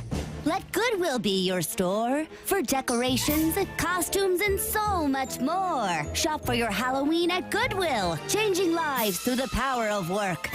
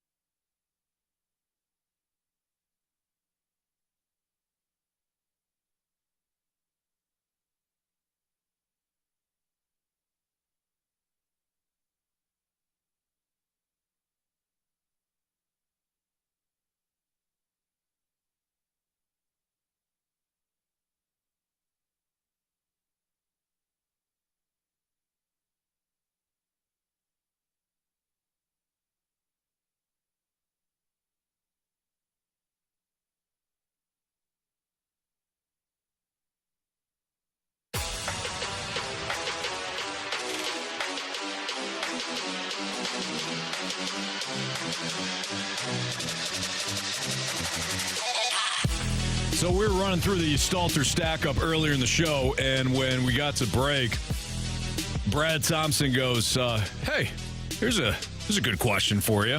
And Marsh and I thought it was fascinating. So, BT, I won't steal your thunder. What was the question that you had once we got through the Stalter Stackup? Yeah, look, it was, you were hemming and hawing at the back end of it, right? And once we got to about 6, you were kind of, I could do this way, I could go that way, 7, 8, 9, 10. And look, the whole Stalter Stackup was a jumbled mess in the first place. It certainly was, yeah. I don't know how you came up with some of those things. I'm just kidding. I agree with your top 5. I don't agree in the order with some of those. Doesn't matter. Yeah. Well, real quick, what's your top 5? Doesn't matter. Well, no, I had, look, they're all the same. You had 1, 2 of 49ers, Eagles. Niners, Eagles, yep. Right? I still have it, and this isn't based upon what I've seen necessarily. This is based upon if I'm putting these two teams against each other, I'm still going Chiefs too. I'm still picking them too because I believe that they are going. If I put the Chiefs and the Eagles against each other, and we know when that would have to happen, I believe that the Chiefs would end up taking them down. That's the reason that I went that direction. I think that the Lions need to be higher. I had the Lions at 4 on this one, by the way, because I am a firm believer in somebody that will bite somebody else's kneecaps. If you don't have that guy higher on a list and his team is showing out, like where are they weak in the first place? But we had the same teams. They were just stacked differently. But my question was, how many teams, if that's the case, if we're hemming and hawing, if the back end of this top 10 is so diluted where you're putting in teams that just look abysmal the weekend before, how many teams, Anthony, can actually go and win a Super Bowl in your estimation? It's a great question. It is. It's a great question. Dan McLaughlin, who's going to be filling in from 4 to 6. Dan? Dan's with us, too. So, Dan, BT, I think, throws out a very interesting question. Let's do an over-under on this, okay? Right. I'll set the over-under of teams that could win a Super Bowl at 5.5. Do you think that we can collectively get over that number? No. So you're thinking 4 teams. You think 4. Okay. What's yours? I got 49ers, in no particular order, Chiefs, Eagles, Dolphins. Okay. So I got 4. So Dan went under in that. What about you, BT? So I'm actually going to take the under also, but I'm just going to add the Lions to that, and I got 5 teams. Lions? Yeah, that's right. I just talked about the kneecaps. The biting thing? Yeah. Yeah, big fan of that, and they don't have a weakness right now. And they believe in themselves. Look, fear the team that thinks that they have no issues at all. I think they're one of those teams. I think I would probably go 5-2, but believe it or not, 78, Hannibal Lecter. Yeah, that's right, exactly. Yeah, biting kneecaps. Yeah. I would probably just go with the Bills, though. I would go with that 5. I would go with Niners, Eagles, Chiefs, Bills, Dolphins. I wouldn't be shocked if the Lions got there. I actually wouldn't be shocked if Jacksonville started to play better and got on a bit of a roll. But it stops short with, I don't think Dak Prescott's going to win a Super Bowl. I was going to just ask you that. You can't go with Dallas now.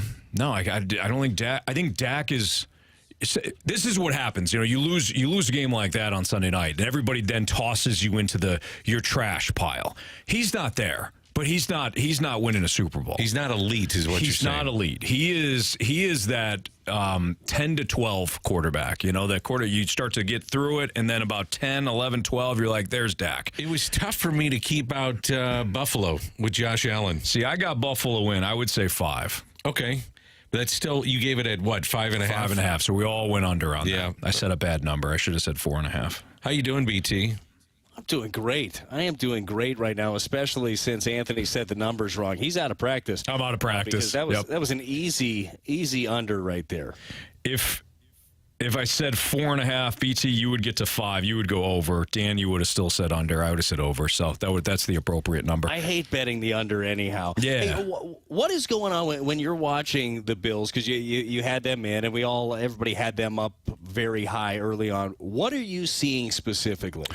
So the Bills' problem moving forward here is they just lost Madonna, who is by far their best defensive player. That is going to impact their defense incredibly. That is the guy that, from a pass rushing standpoint, from coverage linebacker standpoint, he's the guy. He kind of sets the tempo. Now they're going to get, they got Von Miller back, and they'll start to increase his reps and things moving forward. But I worry about the pass rush. I give them a little bit of a pass with that lost to Jacksonville. You're coming off the Miami win, and I think they got it wrong with their travel. They decided to fly out 2 days before, but they flew out and then stayed up to try to get accustomed to the time change. I think they probably overthought it. Josh Allen was saying, "Yeah, I'm not much of a coffee drinker, but I had seven coffees today." Like they started slow. They started, and Jacksonville had been over there for a full week, so I give them a pass. Other than that, you lost to the Jets in the early going there, but then you beat the snot out of everybody else, including Miami. So I gotta pay the Bills some respect here, and their schedule gets real light. You got the Giants, you got the Patriots before you take on the Bucs and Bengals, and then you get to like the Broncos and Jets again. I think they're going to be fine. They're a playoff team, but losing Modano is such a significant issue for them, and they of course lost their top corner too in Tre'Davious Wright. You've got problems now on defense. But if Josh Allen can play like he did against Miami, plays like that each and every week, that's a tough team. That's a tough team to beat, especially in Buffalo in the postseason. Let me throw a curveball to you guys. What if Joe Burrow was healthy? Joe Burrow looked healthy last week for the first time all year, and he looked spry and he looked angry. Yep. And would you throw him in, let's say, top 8, that the Bengals would have a chance? They gotta show more moving forward, because I actually was down on the Bengals coming in. I didn't have them as a playoff team because of their off-season losses. Team. Yeah, because of their off-season losses, and I was worried about Joe Burrow with the calf injury. I was proven right, but last week I have been proven right for now. But last week, Dan, to your point, when I was watching that game against Arizona, Joe Burrow finally looked healthy. Yeah. I'm like, man, he's hopping over defenders to avoid sacks and stuff. He looked good. BT, were you about to say something? No, I was going to ask you about another team, because I know Dan had brought him up. He had the Dolphins in there. How high are you, and how much are you believing in Tua, who, look, let's be honest, he's one hit away from not being out there. How much do you believe in that club and what they could do? Because I love what they do. I love their coach, everything about them. I just don't know if I totally am bought in yet. So I had the Dolphins winning the AFC East when we did our predictions before the season.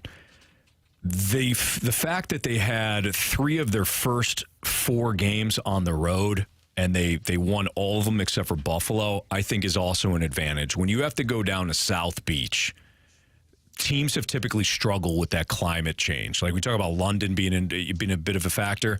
For whatever reason, you start to go down to Miami. We saw it with a college game. I can't remember what college game I was watching, but the kids were like gassed.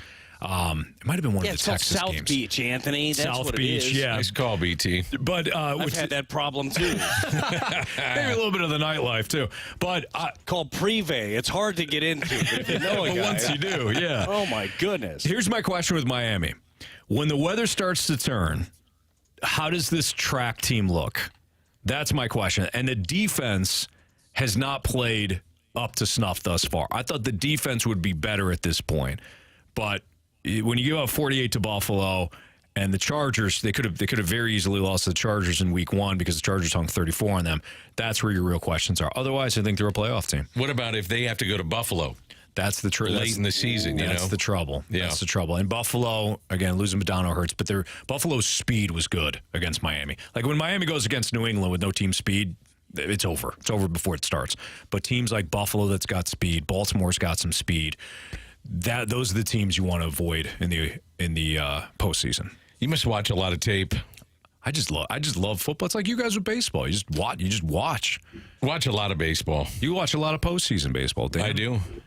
BT, you watching much on the postseason stuff? Yeah, I am. I've been thinking. We were talking about it earlier. The only disappointing part for me, Dan, is like we haven't had these big games. I'm hoping the Phillies and Braves series ends up going deep. I hope that the Twins can even things up against the Astros. We just haven't had too many fireworks in this one. How about the Astros? If they win again, that's 7 ALCSs.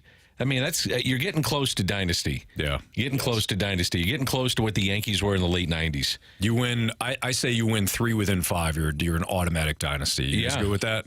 I'm 100% with you. And they've got 2 in, I can't remember now. The one year they may or may not have been banging on trash cans. So they got 2 in 4 years? I think it's 4. So let's say they win this year. They got to win 1 more within that 5-year range. How about that? Yeah. To me, that's a dynasty. Yep, You I win agree. 3, that's a dynasty. Dan McLaughlin's going to be with me for the next 2 hours. PT, great stuff, man. Love having you on the show, and we'll be seeing you a lot with Jamie on the road with the Blues. Yeah, enjoyed the last 2 hours. You want to talk about Dynasty, it's going to be the next 2 hours with you guys. I can't wait Well to listen. said. Wow, How nice is BT's that? a man with words, and He is so nice. Just the transitions are fantastic. BT, be good, brother. We'll see you. All right, gentlemen. Talk to you later. Good luck with the family, too. I'm going to need it. Yeah, you are. They're the best. I'm excited to be out here in Vegas. I know you're dealing with a lot of stuff, though. I meant it sincerely. Good luck with everything. No, appreciate it. You got it, buddy. That's Dan McLaughlin. He's going to be with me the next 2 hours, including next for the Gauntlet here on 101 ESPN.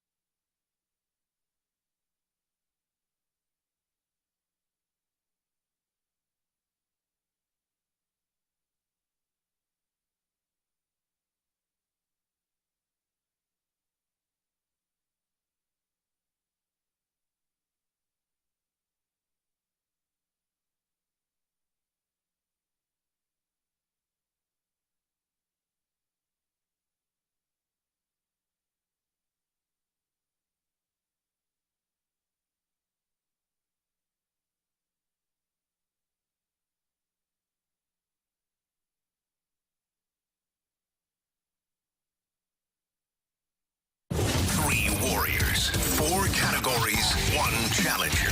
Can you master the Gauntlet? Brought to you by Master, your hometown source for business communications for more than 30 years. Visit masstour.com.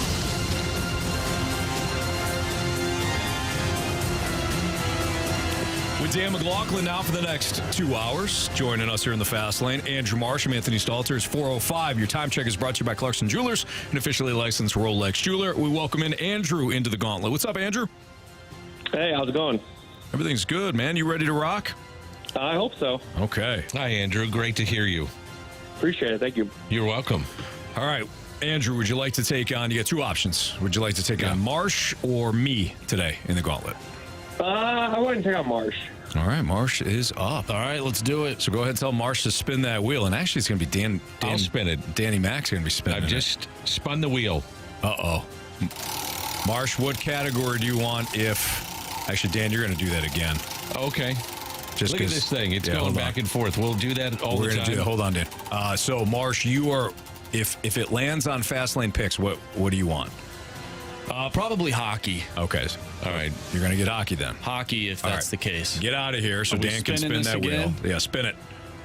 Okay, so Dan's got that thing humming right now. Marsh's going to get out of here. Of course, our four categories: hockey, baseball, random, and football. Andrew, was there a category that you were hoping for today? I'm hoping for football, and I'm definitely not hoping for hockey after Marsh wanting it. So. Oh, wow. The wheel just jumped over hockey. Baseball. Baseball it is. Yep. There we go. I thought it was for sure hockey. I thought so, too. I think Dan did you a favor there. He gave a little nudge. Gave a little nudge to the old wheel because you got baseball today. So 4 questions, all baseball. Dan, here you go. Okay. Let's fire away with Andrew. All right. Andrew, as you know, you're going to get 4 questions, all baseball, all of them worth 2 points. Unless you need the options, those questions are worth 1 point if you ask for the options. Sound good?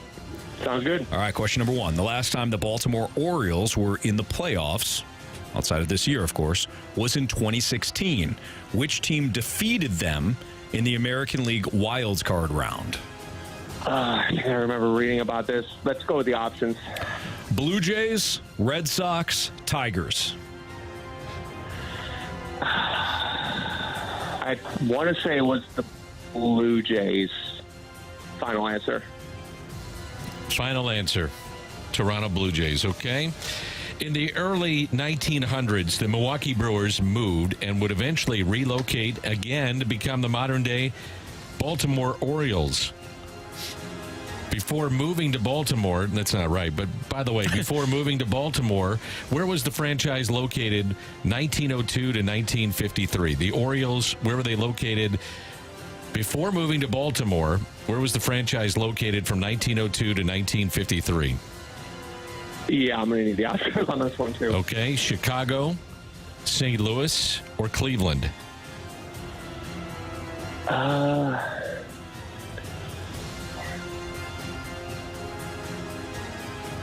I know it's not St. Louis. What were the other 2 options? Cleveland and who else? Chicago.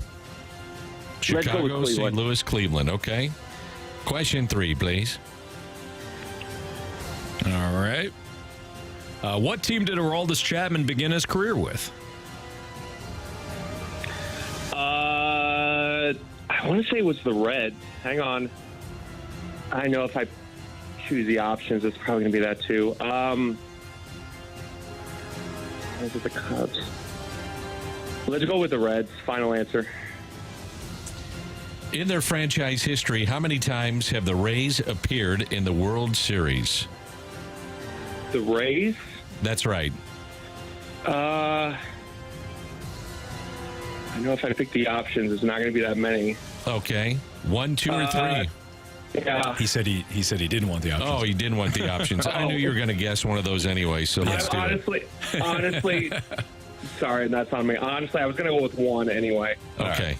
Without the options. Got it. You got it. We're going to give you 1 without the options. All good. All right. We're going to welcome back Marsh from the Cone of Silence. Andrew, how you feeling? Not great. It's a paraphrase. I didn't think it was bad.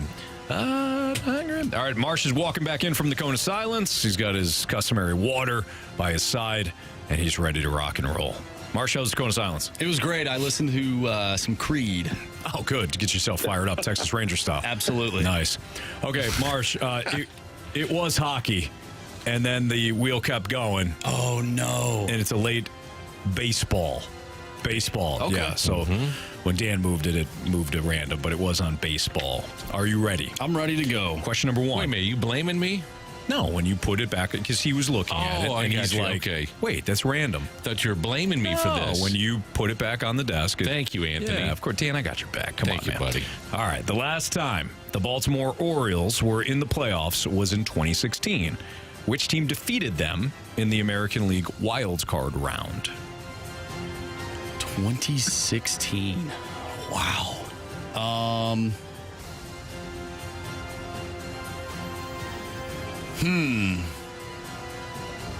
Trying to think. Who was in that? Who went to the World Series that year? Let's start off with that. 2016 would have been the Cleveland Guardians, formerly known as the Cleveland Indians. So that was that year. Man. I think the Yankees did. And then the Yankees, I don't know. Let's use the options. Blue Jays, Red Sox, Tigers. Oh, wow. Blue Jays, Red Sox, Tigers. Let's go with... You said the wild card round? Yes. Let's go with the Red Sox. Final answer.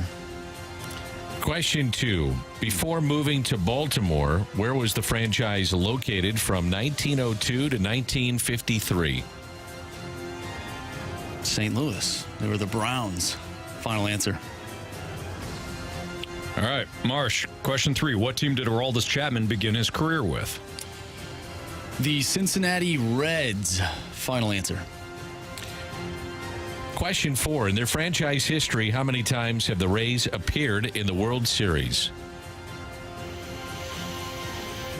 2008, and in the COVID year, 2020, that would be 2 years. Final answer. Okay, let's go over these. Andrew versus Marsh. Category is baseball today. The last time the Baltimore Orioles were in the playoffs was 2016. Which team defeated them in the American League wild card round? Andrew, you went with the Blue Jays. Marsh, you went with the Boston Red Sox. Both of you chose the options. Correct answer is... The Toronto Blue Jays. Toronto Blue Jays. That was the Buck Showalter game. That's right. When he decided not to bring in his closer at the time. And Marshy was thinking 2016 World Series, pretty famous one. Cubs, Guardians went to Game 7. Yep. Hell of a series. It was. And Andrew, nice job. You got a 1-point lead over Marsh. What team did Aroldis Chapman begin his career with? Andrew, you went with the Reds. Marsh, you went with the Reds. Correct answer is... The Cincinnati Reds. Cincinnati Reds. Neither of you guys needed the options on that one. So Andrew remains up on Marsh 3-2. In their franchise history, how many times have the Rays appeared in the World Series? Actually, you know what? Let's go with question 2, Dan. Question 2, please. No problem. Before moving to Baltimore, where were the Orioles located from 1902 to 1953? Marsh, you said St. Louis. Andrew, with the options, you said Cleveland. Correct answer is... St. Louis. St. Louis. I just emceed the Browns have a fan club still in St. Louis. Ed Wheatley runs that, and we had Bob Costas there, and Rick Dempsey came in. Really? Yeah, the former Baltimore Oriole catcher who actually, I didn't know this, but he played in 4 different decades. No kidding. He was a catcher in 4 different decades. Wow. That's just a little known fact. Yeah, a little nugget for everybody here on a Wednesday. Just throw that out there. But they were the St. Louis Browns. There you go. So Marsh now has a 4-3 lead over Andrew. Comes down to this. In the franchise history, how many times have the Rays appeared in the World Series? Neither of you used the options. Marsh, you went with 2. Andrew, you went with 1. Correct answer is 2. Andrew. You have chosen poorly. You lose. Not today. And Marsh nailed it with the years. Of course, they played the Red Sox they played the Phillies. Excuse me. I think they played the Red Sox in the ALDS that year. Regardless, they did play the Phillies that year, and of course the COVID year when they lost the Dodgers. That was the Evan Longoria walk-off. Yes, and he's still playing. Yeah, at a high level with the Diamondbacks. Too. Yeah, he's been around forever. Yeah, he's a good player. And then you had the Blake Snell snafu in the World Series, taking him out too early. Yep. Why? A lot of good nuggets there. Yeah, whatever. Andrew, thanks for listening. Thanks for playing. Appreciate it. I'm going to hear about that St. Louis question for the next couple of months. All right. Hey, what are you going to do? Yeah, I didn't mean to mess you up, though, because the very beginning of the question when I was reading it was not right. So then I just changed it to before moving to Baltimore, where was the franchise located, which was in St. Louis. I bet if I read it like that, you would have been all over it. So thanks. I'm already getting text messages about it. Good luck, Andrew. See Good ya. job, man. Thanks. All right. Appreciate it. Bye. Marsh, nice job there, kid. Very nice, Marshy. 2-4-6 there. Nice job. You clean sweep at the end. Are some teams built for October more than others? We asked BT this, and BT kind of gave his perspective. But we wanted to bring in Dan on this question, too, because I think it's interesting. And Dan studies a lot of baseball and studies a lot of different teams. So we'll get his thoughts on this next on 101 ESPN.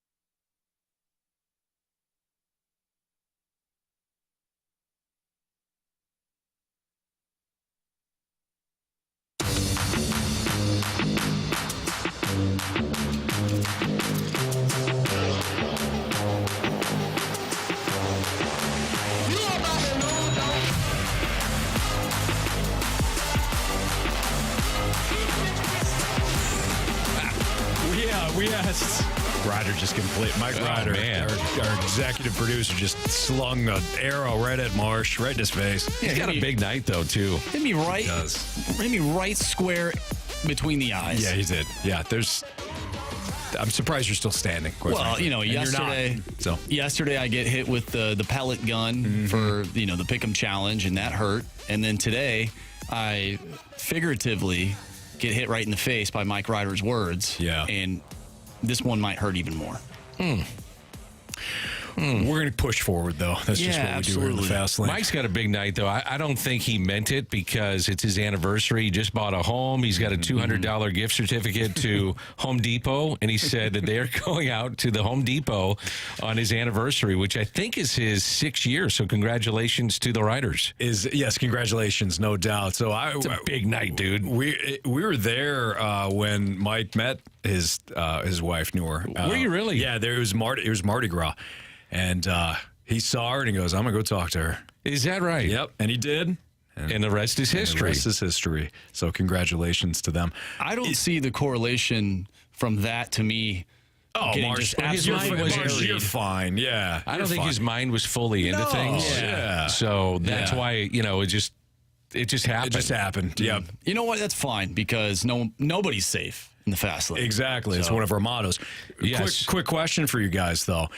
Does anything scream that you're getting older than a Home Depot gift card that you're looking forward to using? Yeah, my body. Okay. When you wake up in the morning, it's like, oh, man. I can't sleep on one side of my body right now. Really? Yeah. My shoulder is just a wreck. It's just a wreck. That's because you play golf all the time. I do play a lot of golf, but I have no idea. You and Jake Delsing are out there on the links, man. We were out again this morning playing. I don't know what happened to my left shoulder, but he even said one time I took a swing. He goes, "Is that your shoulder?" And I said, "Yeah," and it went like that. It hurts, man. Yeah. But look at you, buff, working out at the MAC. I'm trying. Keep yourself in top condition. I'm trying. It's been, I fell off. You know how it is with the young kids. You get out of routine. So I got back in there. MAC's been great, but I got like carpal tunnel. Thank you. Yeah, nice work. Yeah. I got like carpal tunnel from holding my kids. Seriously, like my shoulder was jacked up for a while holding Lincoln, who's our third. Yeah, and then one of them kicked me, and sure. What do you call them? Oh, the Huevos Rancheros? Yes, sir. Yeah. I almost said Rancheros wave. Yeah, the old Huevos Rancheros. Yeah, that hurt. Jamie likes to call them the Liberty Bells. Yeah. So it works. But it's amazing. There's something that happens when you get a little bit older. I get fired up to go to Home Depot now. It's great. It's a great store. I could get lost in there, walking around, looking at stuff. I get a lot of flowers. I do a lot of flowering now, a lot of gardening. Oh, okay. I was about to say, what do you? So home. I missed the connection, but now I know what you're talking about with the garden. Yeah, yeah. It's just you got great stuff in there. Oh, you become one with nature. You do. Yeah, you feel the earth going through your body. It's amazing. Oh, sure. It's so much fun. You push. What's that thing where you take your shoes off? You're connecting with the universe. That's exactly what happens. Zen, if you will. Hey, Dan, are some teams just built for October more than others? I think teams that have a bullpen are. I mean, look at the starter. Like the Dodgers tonight are in trouble in their series, and Lance Lynn is going for the Dodgers, our old buddy. And he's a fly ball pitcher in what is not a fly ball ballpark anymore. It used to be a homer haven in Chase Field in Arizona. He gave up 44 home runs. So if I'm Dave Roberts, I'm looking early, and if I see any sign of him faltering, he's out. And if you look at how guys manage now, for the most part, not all of them. I mean, the Phillies have let their guys go a little bit deeper. But if I don't have a good bullpen with some shutdown guys, and I think this relates to the Cardinals next year, too. I think they've got to improve their bullpen. Everybody talks about the starters, and yes, there's an issue there. But you've got to have now a dominant bullpen because starters just don't go deep into games. Yeah. You're not asking your starter to go 7 innings. I mean, if you do that, it's like, oh, my God, look at what this guy did. This is amazing. He went 7 innings. Right. It's a different deal. Is that what you and BT thought too? So BT, and you got to hit home runs. By essentially the way. said no. But I do like what you're saying with the pen. But it's interesting. You look at Texas, and BT had the numbers on Texas's bullpen. Coming into the postseason, you would say that would be their demise. Yes. And they've actually been fantastic in that regard.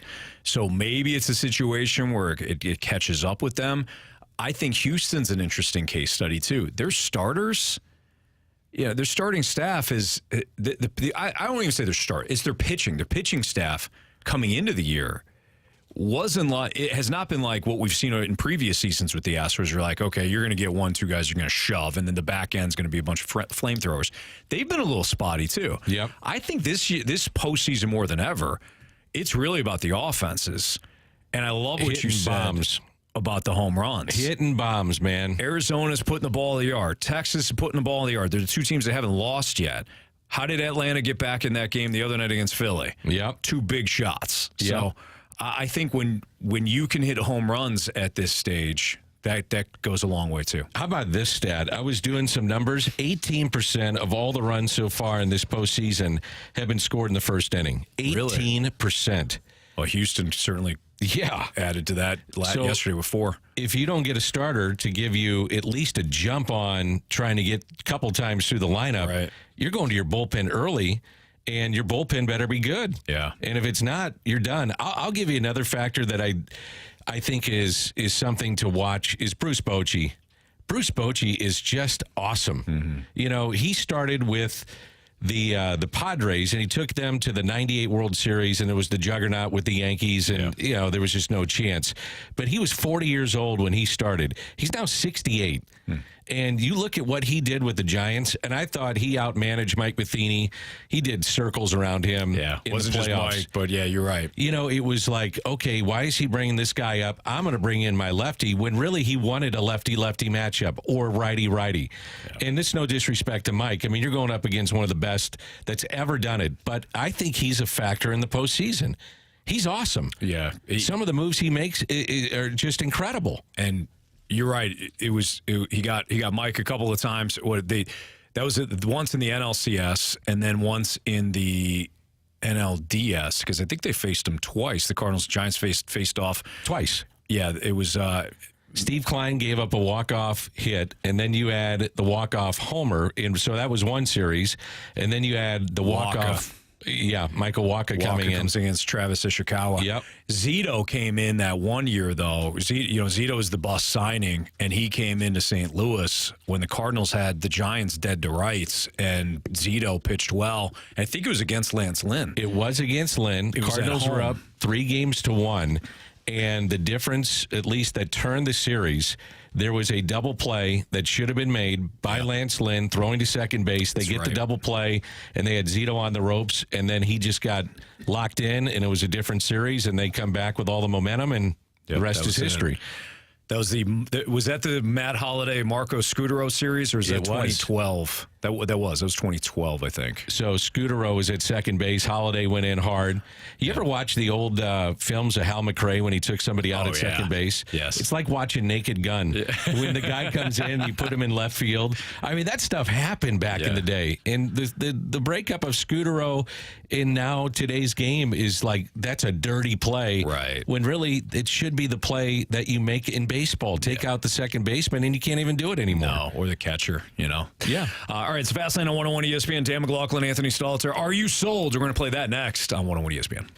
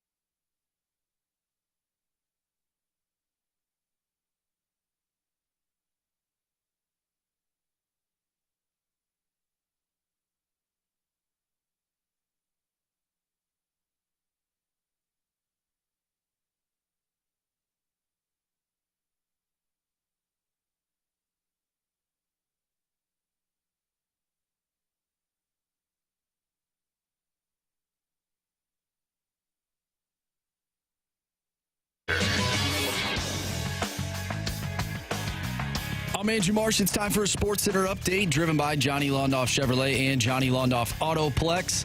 The NHL regular season got underway last night, and the Blues will start their season off in Dallas tomorrow. We'll have all the coverage for you right here on 101 ESPN. Pregame starts at 6 o'clock. Puck drop is at 7. We talked earlier today with Jeremy Rutherford. If you missed that interview, make sure you go to 101ESPN.com or check out the free 101 mobile app. It's all brought to you by Dobbs Tire and Auto Centers. The Texas Rangers won 7-1 last night over the Baltimore Orioles and will face off against either the Minnesota Twins or the Houston Astros in the ALCS. The Diamondbacks have an opportunity to sweep the Dodgers tonight and head to the NLCS. Pregame for that one starts at 7:30. You can catch all the action right here on 101 ESPN. We'll play Are You Sold coming up next right here in the Fast Lane. I'm Andrew Marsh, and the Sports Center update is driven by Johnny Londoff. Find new roads and shop 24/7 at londoff.com and londoffautoplex.com. Are you kidding me?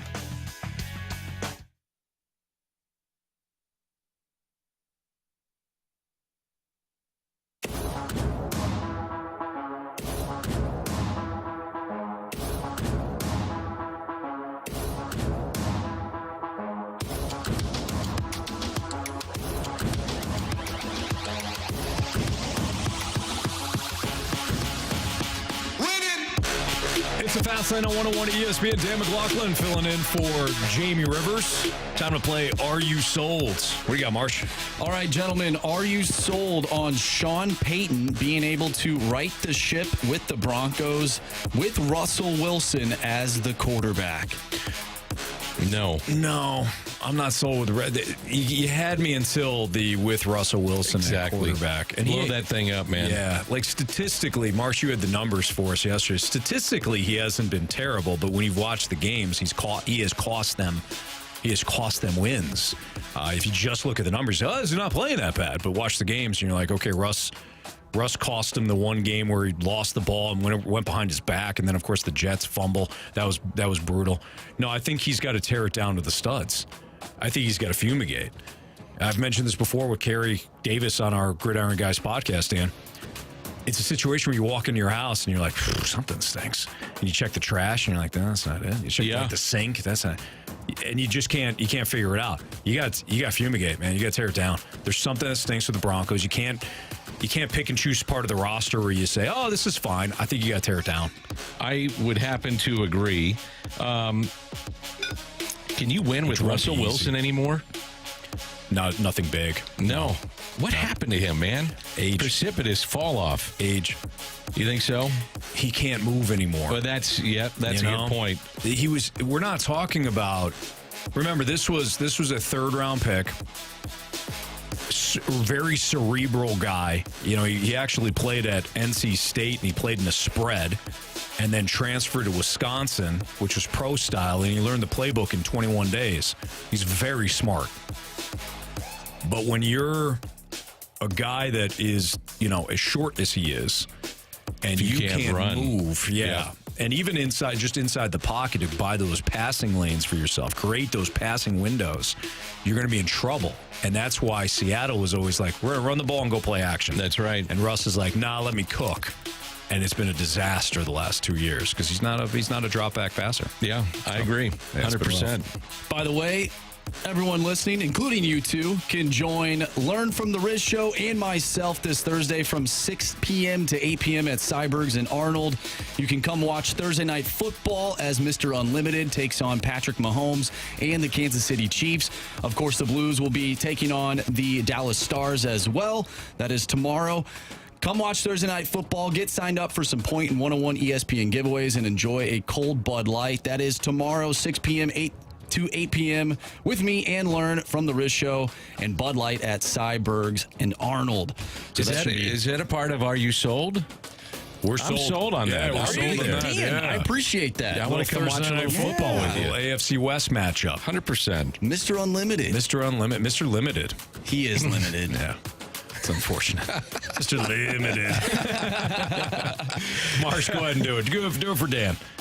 I'm putting you on the me to spot. do it? I'm putting you on the spot, but go ahead and do it. No, the way you do it. Mr. Limited. Yeah. You've seen those, right? Yes. Oh, they're awful. It's pretty funny. By the way, do you guys hear from Janet anymore? Oh, yeah. I been feel a like we while, haven't hasn't played a Janet drop in a while. Well, it's Cardinals, you know. Yeah. You know. I listen all the time, and I haven't heard it. I haven't heard her in a while. That's a good. You do a great job, by the way. Oh, thank you. Dan, I don't care if it's from Thank you. today or if it's from a month ago. I'm going to find a Janet mic drop. It might not have anything to do with what we're talking about, That's but I'll fine. play it just for you. Thank you. Out. Absolutely. Did you work on the T-shirt yet? You know, I'm not. I'm not letting you off the hook on we that. We have to. Yeah, the Janet. Top 10. Her face. Yes. We got a picture of that, and then put the a top quote, 10 on the back. Quote on the back. Absolutely. Yeah, I'm sure it'll be coming to a store near you just in time for Black Friday. Certainly. Yeah. For sure. All right, guys, are you sold on the Blues' new defensive system working this season? Boy, I think we have to, right, Dan? I better be sold on the top line producing. Yeah, that's true, too. I mean, those guys have to produce. That's where your money has been spent. I'm kind of wait and see, though, with the new system. Part of it is Bennington being good. You know, he's got to play very well. But I'm kind of wait and see with the whole thing. I'm not sold yet. I can't get past how easy it looked for opponents last year. You know, you had all the backdoor tap-ins and things like that. There's so much stuff I have to imagine they're going to get cleaned up. And I know you can go one of two ways on this. You can either say, oh, it's the same top four defensemen as last year. How is this going to change? Or you could say, it's the same top four defensemen as 2 years ago, too. This is the personnel we got. Yeah. That's right. And like you said, what are you going to do? Right. These guys, you tried to move Torrey Krug. It didn't work. This is what you got. Yeah, and, you know, definition of insanity, doing the same thing over and over. If this is the same personnel you got to change it up. Absolutely. Yeah. From the 636, are you sold on garage sales? Why not sell the whole house? In seriousness, though, do you guys like garage sales? I'm not a big fan. I'm not sold on that. But a garage sale is more about some of the junk, I think, that you're trying to get rid of. Not all the time. Yeah. And you don't want to get rid of your house, so you're just kind of cleaning up. Yeah. And maybe somebody wants, and junk may be too strong of a word. Right. Because there could be a sentimental value with what you have in your home. Sure.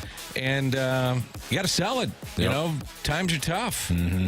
I would love to take all my kids' toys, or most of them, and have a toy garage sale. Boom, right there. I disagree with that. Not sold.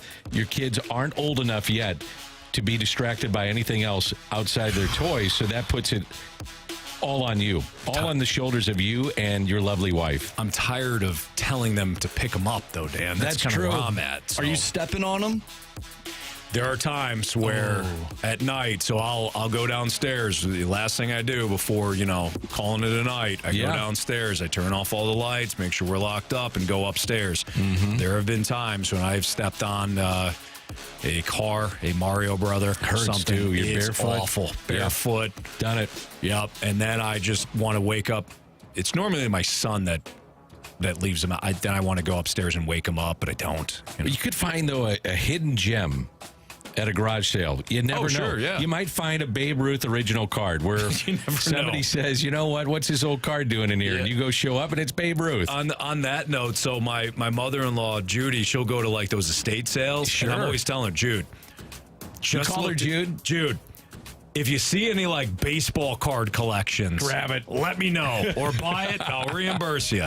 You never know. Yeah, it works. Yeah. All right.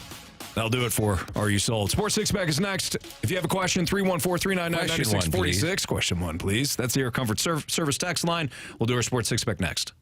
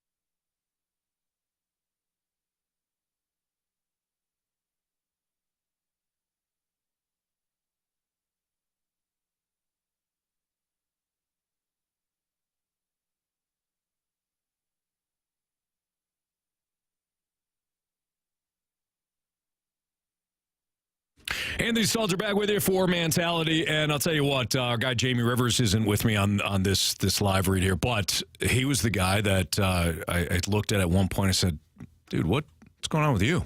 What's your secret? He had looked good. He started to feel good. He was talking great. He was, he had the confident as all heck, Dan.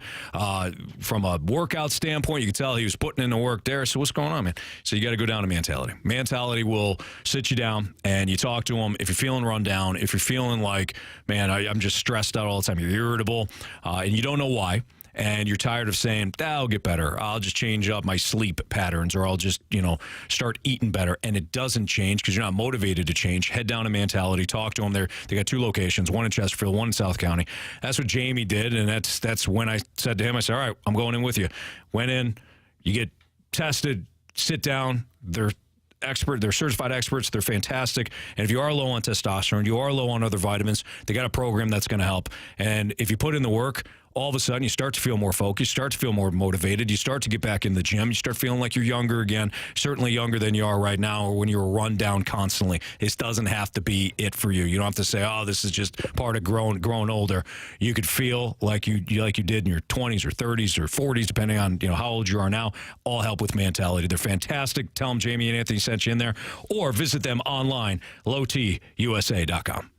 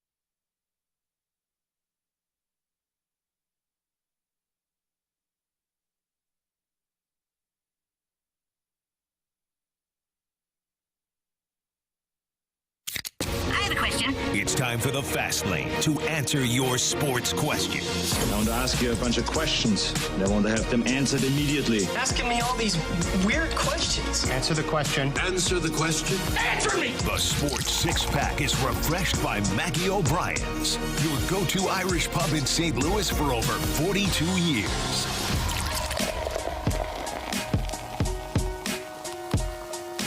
It's Fastlane on 101 ESPN. The Braves just took a 1-0 lead in their game against the Phillies. It's in the top of the third. Aaron Nola had been pitching pretty well, but he ran into some issues in the third. And the Braves have struck first with the series tied at 1 game apiece against this. This is a best-of-5 series, and the Phillies are at home, so you don't want to drop one at home here. So the Phillies are down 1-0 with Aaron Nola on the hill, and the Braves are still batting in the top of the third. Time for our Sports Six-Pack. Go ahead, Dan. Question 1, please. Question number 1. From the 314, Danny Mack. Yes, Fellow sir. Vianney grad here, class of 04. Question for you. Has Kyron Williams become the greatest pro athlete to come out of Vianney, surpassing Trent Green? I wouldn't say yet, but he's well on his way. He's a heck of a running back right now for the Los Angeles Rams. I'd put Trent at the top just because, by the way, if Trent didn't get hurt, he would be Kurt Warner. Yeah. He was rolling. Let's see. Cliff Polite was a hell of an athlete. He was all-state soccer player and also all-state baseball, and then made it to the major leagues and was part of the 2005 White Sox and part of, we were just talking about it, a dominant bullpen for the White Sox. So there's a number of guys coming out of the old V-High that are making a name and have made a name for themselves. This area, I mean, if you include, the like Metro St. Louis area. In Illinois, Southern Illinois too. You look at this area now, if you just look at the NFL, I mean, Kyron Williams. How about this? And he went to Iowa, and Iowa did not have an offense, so I think he had like one touchdown. And I was critical of Detroit's draft. I wasn't critical of the players, just like, what are we doing here, though? I was completely way off about the Lions selection of Sam Laporta. He went to Highland. And I didn't know he went to Highland. Yeah, he's a Highland kid. Okay. And boy, Sam Laporta, tight end for the Lions, has been he's awesome, spectacular. So you look at this area. I think, Anthony, I saw in the NFL, St. Louis was top 5, or the metro area was top 5 of producing players. No kidding. And then professional athletes, they were also top 5. Wow. So I don't think people would realize that. Yeah. But and I don't know. I don't know if I'm wrong about this, but I was a little surprised at football just with what's happened, with the Rams leaving and what the interest level is of kids. But kids love football. Mm-hmm. I mean, it is what it is. Now, in 15, 20 years, with what we see with the veracity of how we play the game and the hitting and the concussions are becoming more apparent, I wonder if more kids will go to different sports. I do wonder about that and see a real big drop-off with that. I think we've seen that. I think we've seen that a little bit, but I think to your first point, there's always going to be kids that are interested in playing football, and I think 100%. I remember having this conversation with our dear friend, the late great Chris Duncan, 5-6 years ago, and he was making that point of, hey, you got more kids going to soccer and baseball, and here we are, and we're still kind of seeing these incredible athletes go out. And I know there's more, like Zeke, obviously Zeke with the Patriots. There's others that from this area have just carved out, good careers, good starts of their careers. So very proud to live in this area right now. I mean, think about hoops. You got Jason Tatum. Yeah. I mean, absolute superstar. Yeah, absolutely. Yeah. So, I mean, there's some really good talent that's come out of here. The hockey stuff. Kachuk boys. It's incredible. Keller. How about the year that they had 5 number ones coming from out of this area? It's a direct correlation, though, to former players living in St. Louis. They loved it. Yep. Their kids are growing up, and now think about the coaching that you get. I just ran into a gentleman today, and his son is playing hockey, and I said, who are his coaches? I was very curious. Mm-hmm. And he said, well, Joe Blow. He said, but we get great coaching from Barrett Jackman. Oh, they're like, yeah, he's part of the coaching staff. Sure. So you get those guys like Jeff Brown, some of the others that have stuck around. Al McInnes has had a son that played professionally. I mean, you're going to get it. Our guy, Jamie Rivers. Absolutely. He's got his synergy hockey skills. 100%, man. That's where you're going to get a lot of these kids and get the good coaching. Yep. Question 2, please. Question number 2. From 314, best case scenario, the Cards get 3 starters this offseason in free agency/trades that are 1, 2, 3 in the rotation. Are we immediately contenders again? Oh, yeah. I mean, but it just depends on who you get. But yes, just to answer that question, just, from a generic standpoint, yeah. You get, let's say it's Aaron Nola, Sonny Gray, and Kenta Maeda. I use the same 3 guys often, but those are the 3 guys I really like. I mean, Dan, you completely revamped your starting rotation in one offseason. I don't know how realistic that is. I'm going to throw a name out there because you can get guys on 1-year deals. So we were talking about, I like him a lot. I also would just dip my toe in the waters of where is Josh Hader? So now you got Gallegos, you got Ryan Helsley if you don't deal him, and you got Josh Hader. So we talk about how important bullpens are. We also talk about starters only go 2 times through a lineup. So you need to have a deep bullpen. And if you talk to front office personnel, they say the hardest thing to do is predict a bullpen year to year. Yeah. It's very, very tough to do. Guy has a great year. Next year, just not the same pitcher. Then he comes back, makes adjustments, different guy.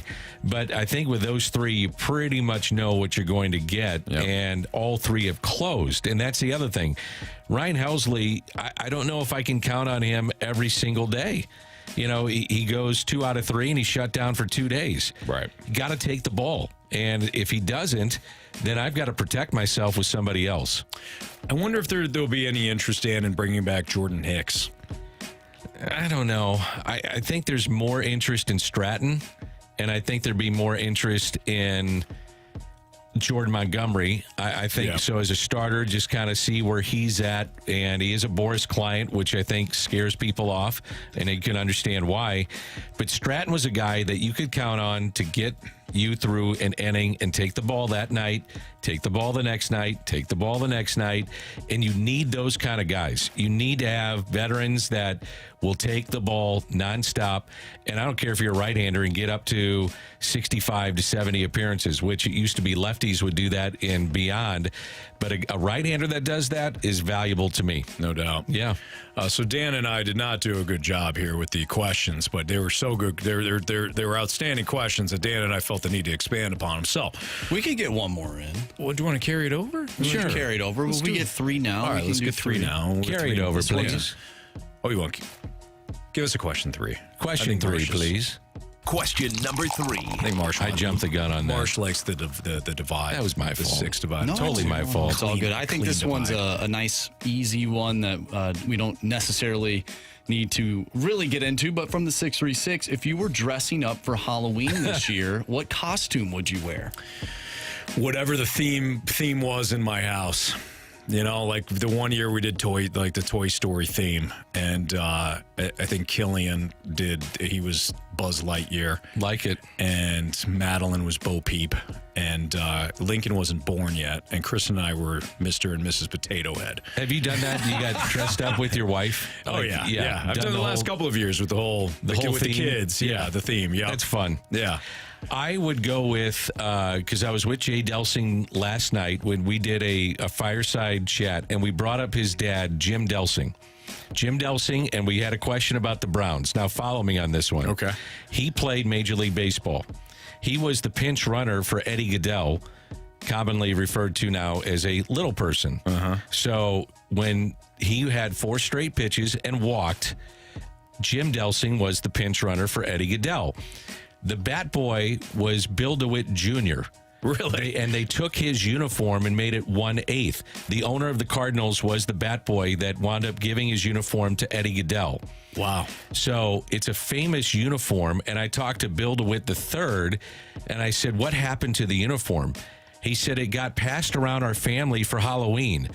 And then a realization was that it's as valuable as you could possibly get. So it's I think it's in the Cardinals Hall of Fame and Museum, if it's not in Cooperstown.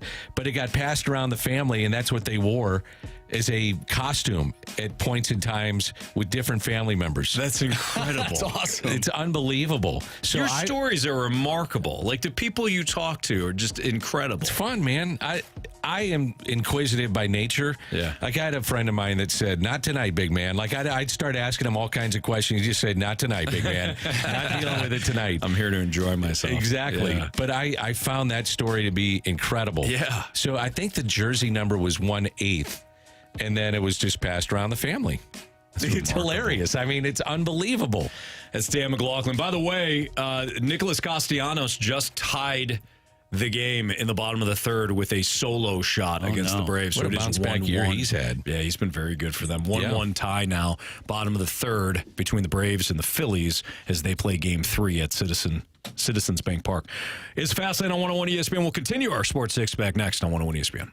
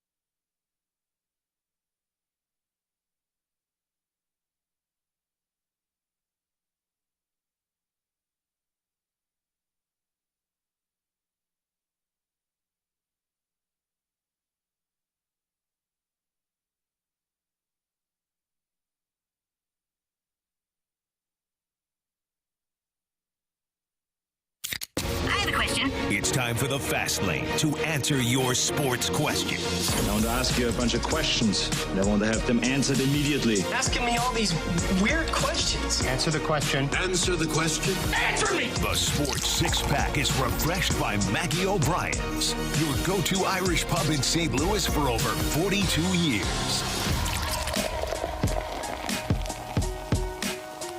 It's a Fast Lane on 101 at ESPN 503. Your time check is brought to you by Clarkson Jewelers, an officially licensed Rolex jeweler. Danny Mac with me for the next hour as Jamie is traveling for tomorrow night's Blues and Stars pregame right here on 101 ESPN starting at 6 o'clock. And by the way, we have a Blues-related instant replay for you coming up at 6 o'clock. You'll hear interviews done by the opening drive with Robert Thomas. You'll hear a Craig Berube presser.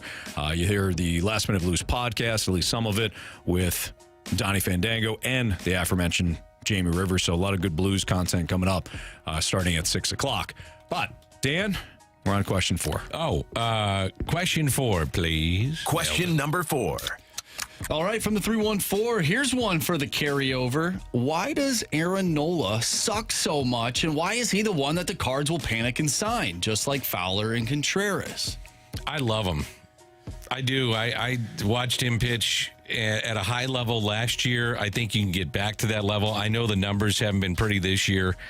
And maybe it's a factor of free agency coming. I don't know. I mean, there's got to be something to it, but I love him. I think he'd be great here. I could be wrong, but that's where I'm at. I mean, he took the ball in his first postseason game. Yeah. Where he had struggled the previous 5 starts. The previous 5 starts to end the season, the regular season for Nola, or disastrous. So recency bias. Yeah, and he took the ball and he absolutely shoved. And so far, I mean, it's early. He gave up 1 run in this game today against the Braves, but so far so good again today. But can I get Zach Wheeler?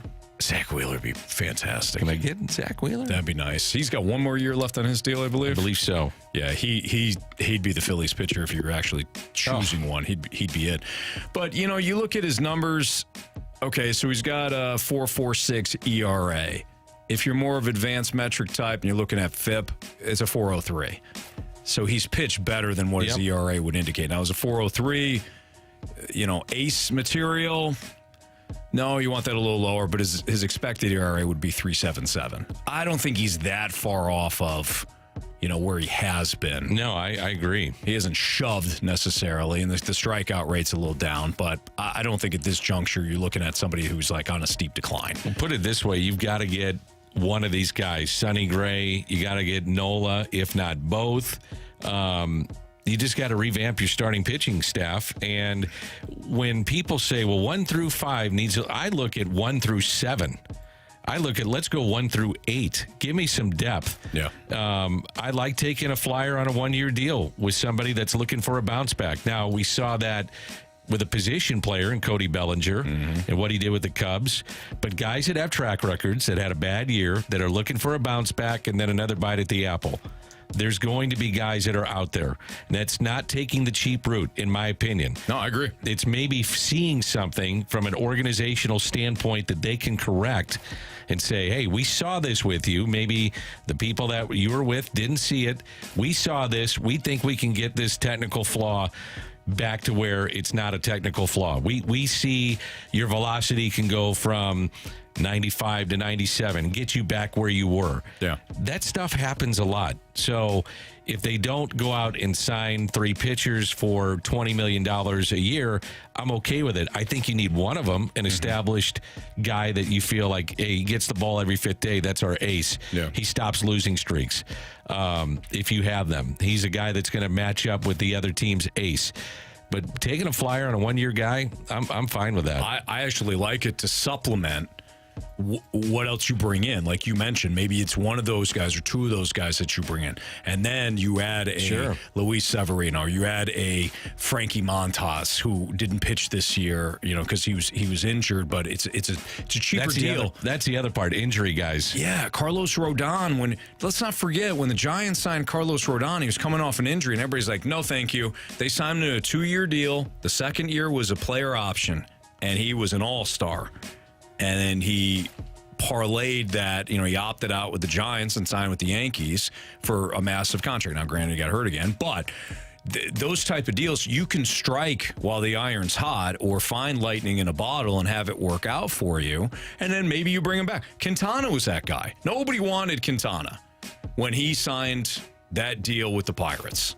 Nope. Or else why would he wind up with the Pirates? That's right. They took a 1-year flyer on him and flipped him at the deadline of the Cardinals. And that's the other aspect. A good contract. If it doesn't work, you're 100% right. You can just flip him. Yeah, or move on. Okay. I would love to see, and I don't know where the role is. I don't know how you do it, but I'd love to see a Chris Carpenter back. I would love to see Jason Isringhausen back. But guys that are Cardinals. Now, Carpenter is working for the Angels right now, but going back and reaching for somebody with experience, somebody that understands the culture here in St. Louis, and someone that can get to younger pitchers. Now, the one that comes to mind immediately is Jason Isringhausen. And I can tell you, there are so many stories of these young pitchers that have changed both off the field and on the field because of his presence. So my point with him is that he knows a lot of these young kids that are coming, and I just like to see him reunited with him. He's fantastic. He is. He's fantastic. He's right. I'll tell you who else is fantastic. One of my favorite players in the game is Bryce Harper. I love watching that guy play. He just went upper tank.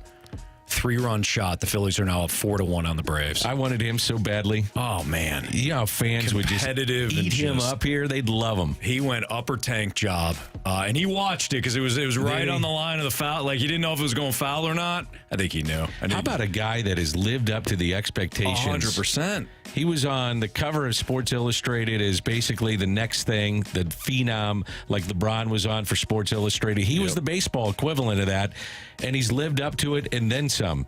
The pressure that he's had, no problem. No question. Goes to Philly, a place like that, signing that contract, and if you don't perform, those fans are all over you. They're brutal on you, and he embraced it. So I give him all the credit in the world. Whether you like him or not, you got to give him credit. I like him. Question 5. 5, please. Question number 5. From the 618, what is your biggest pet peeve in sports? That's a good one. I hate, and people know this, and people argue with me, but I hate the touchback rule in football when you fumble the ball into the end zone and the defense, which was crap the entire drive, gets rewarded with the ball. I've got no problem with the penalty. If you want to, you lose the ball, it goes through the end zone. You want to back them up to the 40. I don't care. 20-yard penalty. But to just give the ball to the other team when they did nothing, just because I fumbled the ball in the end zone, I was reaching out to try to score. I hate it. It's one of my. It's to me, it's the worst rule in sports. How about diving in soccer? Yeah, that's bad too. I understand there is some strategy with it in terms of time to an extent, but guys go down a lot. I don't like that. Yeah, I don't like that either. It's not my biggest pet peeve, though. I'm trying to think of my biggest pet peeve. One of mine too, along with that rule, is the fade. The fade in the end zone. It's the laziest call. You think because you got a wide receiver that's taller than the corner, you just throw it up. So much has to go right. There's no imagination, no creativity. You just throw it up there. The corner's already in a perfect spot. Yeah. I hate the fade. Lamar got picked on a fade last week. I said, you deserve it. They deserved it. They deserved to get that corner who was already in place, and Odell was lazy on the route, and he got picked off as you deserve that. You deserve to lose. Oh, go ahead, Marshy. I was going to say, I don't like that you can't challenge a fair or foul ball down the line. You can challenge all these other things, but you can't challenge whether a ball lands fair or foul. Yeah, that's good. So I was going to piggyback on that. When you see the replay in baseball and everybody knows he's either out or safe, and it takes forever to go to New York, them to look at it, then get it back to St. Louis or whatever wherever you're playing at. Like, let's go. Let's move this thing along. It drives me crazy. Yeah, I like that. I don't like that either. I'm with you. Yeah. It seems like it's got like a game show vibe to it. I've always said that. I hate it. They only have a few umpires in the war room, if you will, of Major League Baseball. So I've been there in New York. It's kind of fascinating. Oh, I'm sure. And so those umpires are jumping from game to game. And what happens is if you get a lot of calls at the same time, they've got to go review A, B, C, and D, and yours may get put on the back burner, so that takes some time. But if it's obvious, like, let's go. It's on the big screen. You can see he's safe. He's missed it by a foot. Let's go. Let's go. 100%. Yeah. Question 6, please. Question 6. Question please. number 6. From the 314, is there a perfect composite Major League Baseball DH? And do the Cards have one on their roster? What do you think of Contreras? I was about to say, isn't Wilson Contreras kind of that? I mean, he's making a lot of dough right. It's a lot of money for DH. But I think Contreras would be your perfect DH. So somebody that's got pop. Well, the DH was brought in, I want to say in 73. And the idea was you had aging players that, if you're going to play them full time, it would wear them out. Mm-hmm. So you had aging players that still could hit, but then, if you don't have them playing a position, you still get to expand their career and people enjoy that and all that kind of stuff. I just don't know now with the specialization in the game. You use the DH as this guy's going to DH tonight. We get him off his feet. That guy is this, that, and the other. I don't know if there's just a true DH anymore. There's a handful of guys that you look at and you say, that's just a power hitter. We're going to put him in there and let's do it. But the manipulation of rosters and lineups really changes that, I think. Yeah, you're right. Specialization all over this game now, especially in the bullpen. All right, it's Fastlane on 101 ESPN. We got What's Trending next.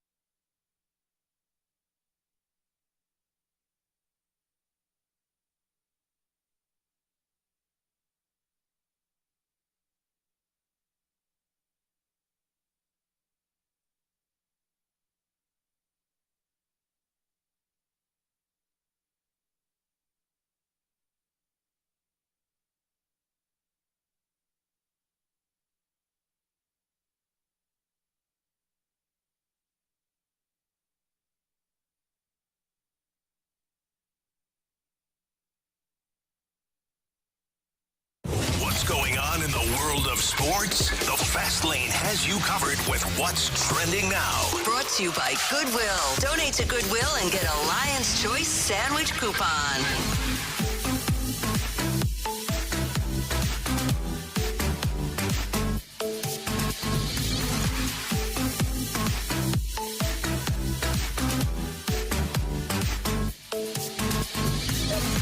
Remember when I said the Braves are up 1-0?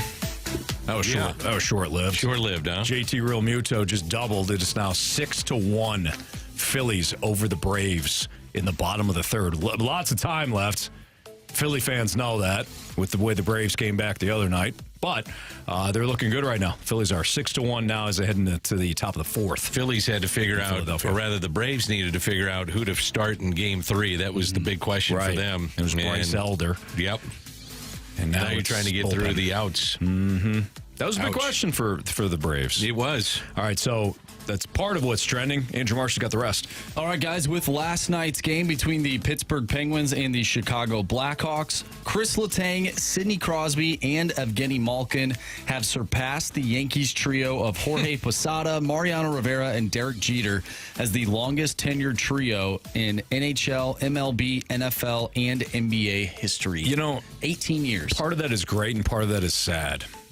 Because you think about those Yankees teams, and when you recall them, even if you're not a Yankees fan, you recall them as, Posada, and like you do that. Rivera. Jeter. You do that with the Penguins.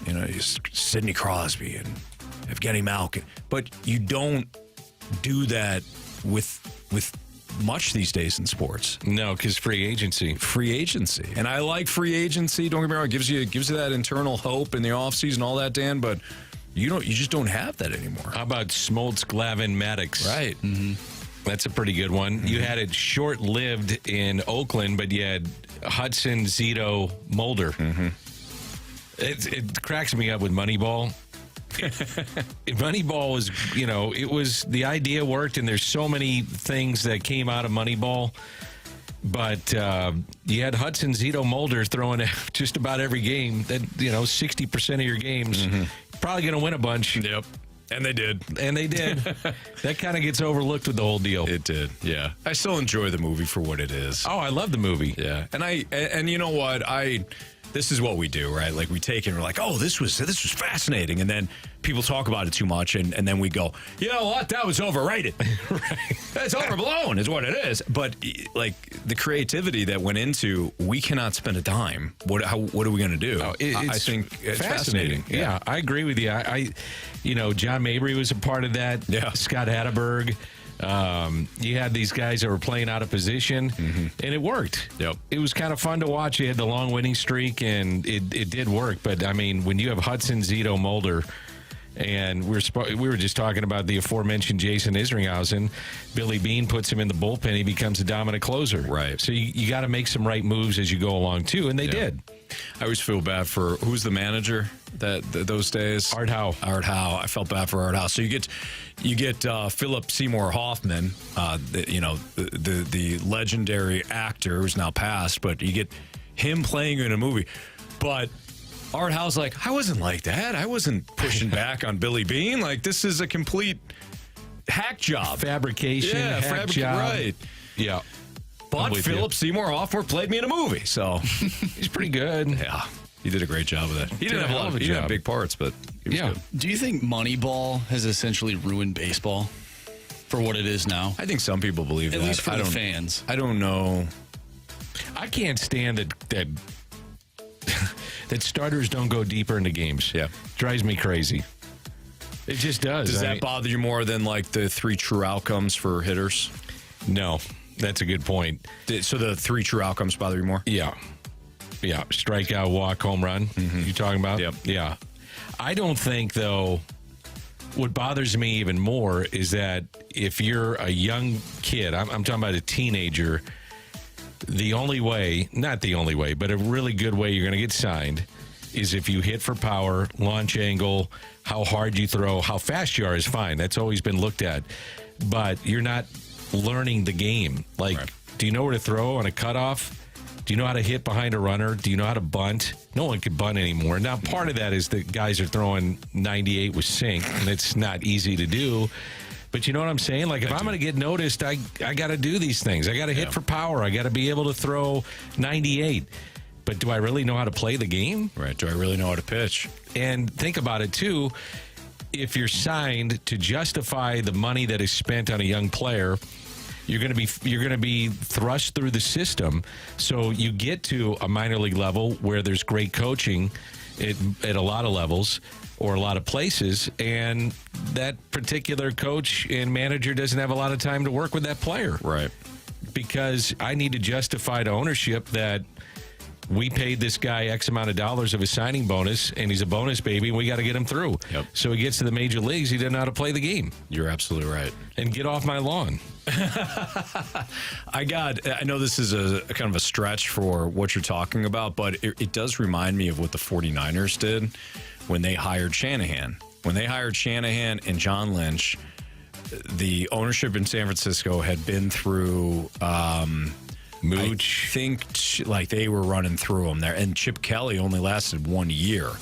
And Chip Kelly was in San Francisco? He was. I don't remember that. Yeah, he was. That's how bad it is that I don't remember that. Yeah, one season. I don't even remember. I don't remember that at all. He followed. I want to say. I remember Harbaugh. Chip Kelly with the Eagles. Yeah, he was with the Eagles. Yeah, and then he wound up with the Niners. Who did he follow? Sorry, guys. Was it Harbaugh? I thought it was Harbaugh, but let me get this right. Oh no, you know who it was? It was Jim Tomsula. I don't remember that one either. Jim Tomsula for 1 year, Chip Kelly for 1 year. So Tomsula was the one that did the interview that was a disaster. His opening interview, if you ever get a chance to YouTube it, Jim Tomsula interview, he was terrible. Like they were asking him basic questions like what's your philosophy got to be this year, coach? And he was like, I don't know what you're asking. Like simple questions, and you could tell the interviewer was, I think it was Greg Papa. I'm sure you know well. Oh yeah, just a guy that was just flat out setting it on the tee. He's a great broadcaster from the Bay Area. Yeah, he was great. Anyways, long story short, so Tomsula 1 year, Kelly 1 year, and the ownership group for the 49ers said we're not doing this anymore. They gave Kyle Shanahan and John Lynch 6-year contracts.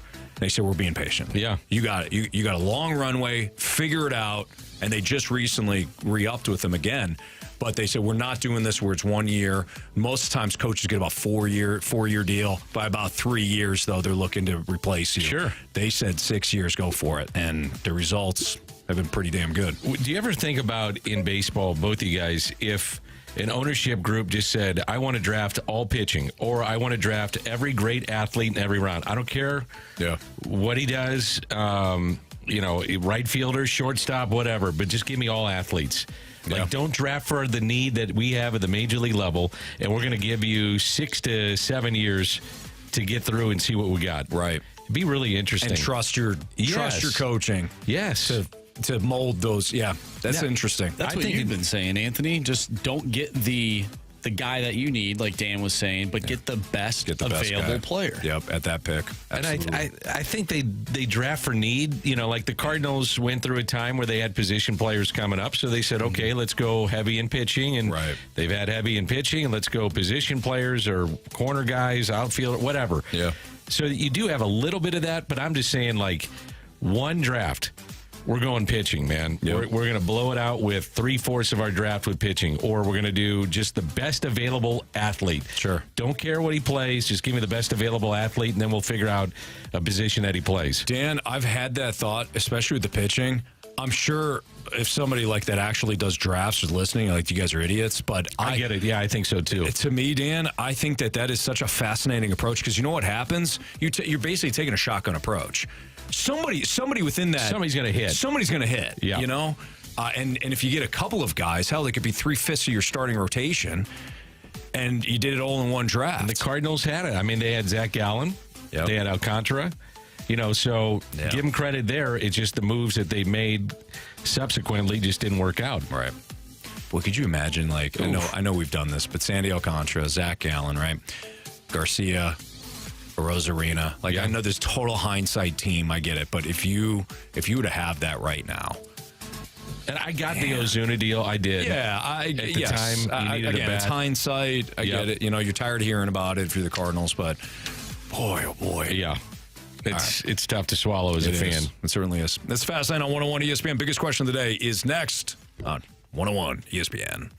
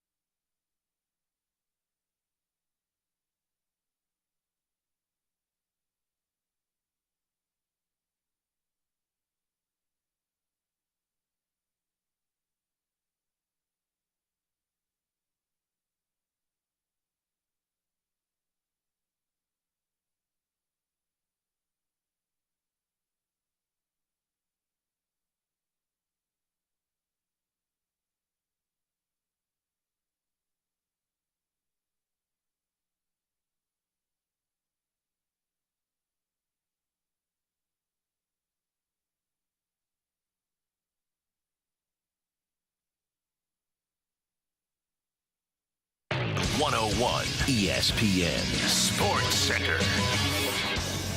I'm Andrew Marsh. It's time for a Sports Center update brought to you by Saliga Heating and Cooling. The Blues take on the Stars tomorrow night to start off the regular season. They'll be in Dallas. We'll have the pregame show for you right here on 101 ESPN leading up to puck drop. Pregame starts at 6. Puck drop is at 7. We had Jeremy Rutherford on the show earlier today. If you missed that interview, make sure you go to 101ESPN.com or check out the 101 mobile app. It's all brought to you by Dobbs Tire and Auto Centers. We'll have a Blues Instant Replay after the show from 6 to 7:30. Army Suppressor, Robert Thomas, and the Last Minute Blues podcast. Once again, Blues Instant Replay from 6 to 7:30, leading you up to the Diamondbacks and the Dodgers Game 3, which will start the pregame show at 7:30. I'm Andrew Marsh, and the Sports Center update is brought to you by Saliga Heating and Cooling, an independent American Standard heating and air conditioning dealer.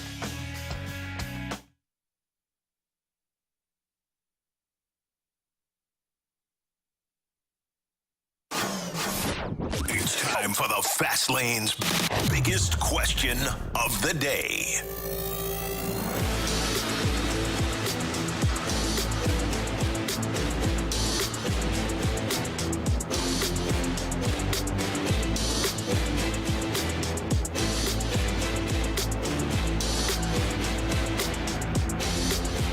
Before the biggest question of the day, a quick update on Game 3 of the NLDS. The Philadelphia Phillies are up 6-1 on the Atlanta Braves. The Braves got on the board with an Ozzie Albies single to drive in Ronald Acuna in the top of the third. The Phillies struck back with a Castellanos solo home run, and then Bryce Harper hit a 3-run shot to make it 4-1. Since that point, Realmuto also doubled.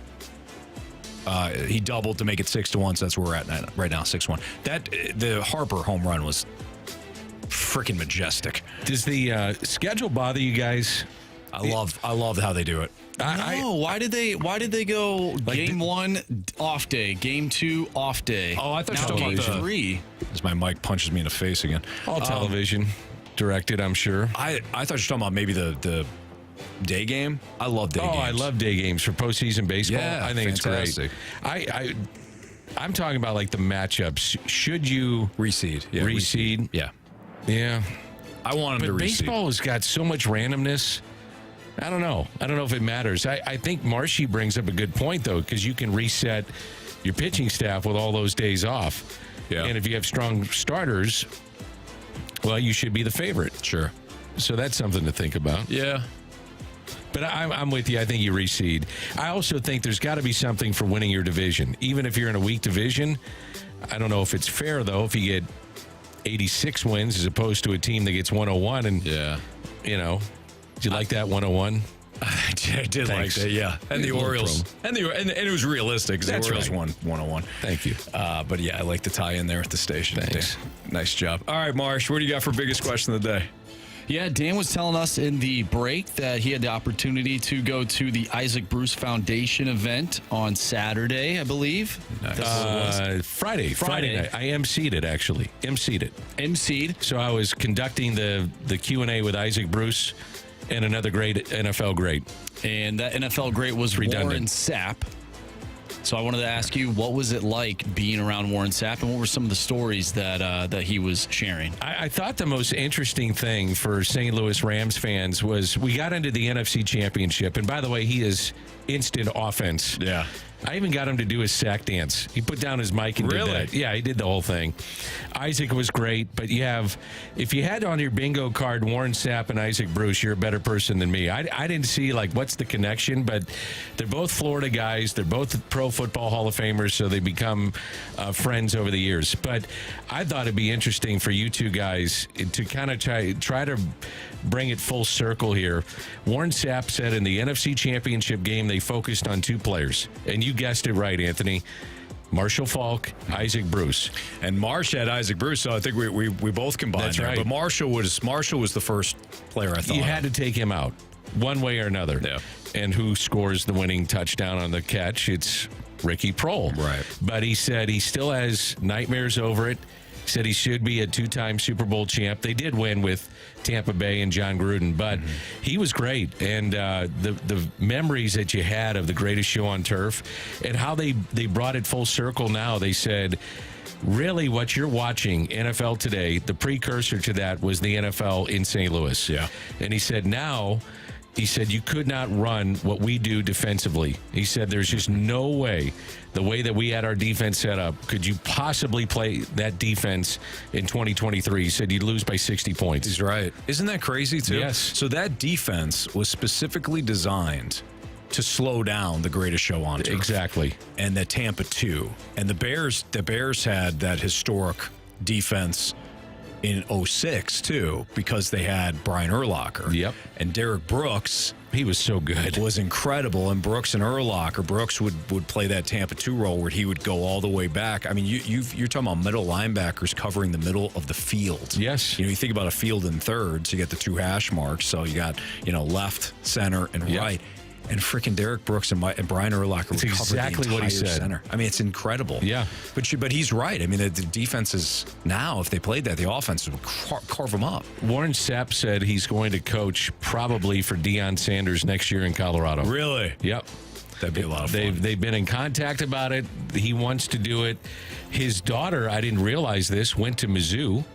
I had no idea about that. So he said, I'm familiar with flying into St. Louis and heading down 70 and getting into Columbia and watching football games with my daughter. Wow. Kind of crazy. No kidding. So there's a connection to St. Louis. Nice. But I thought, though, to bring it up to a football guy about how they approached that game, the NFC Championship, and then now he said, we give up 60 points with all those Hall of Famers that were on the field. That's amazing the way that he'll admit that, too. Yeah. That takes, that's really... That tells me that, and he does, because he does so much for the NFL now in terms of media.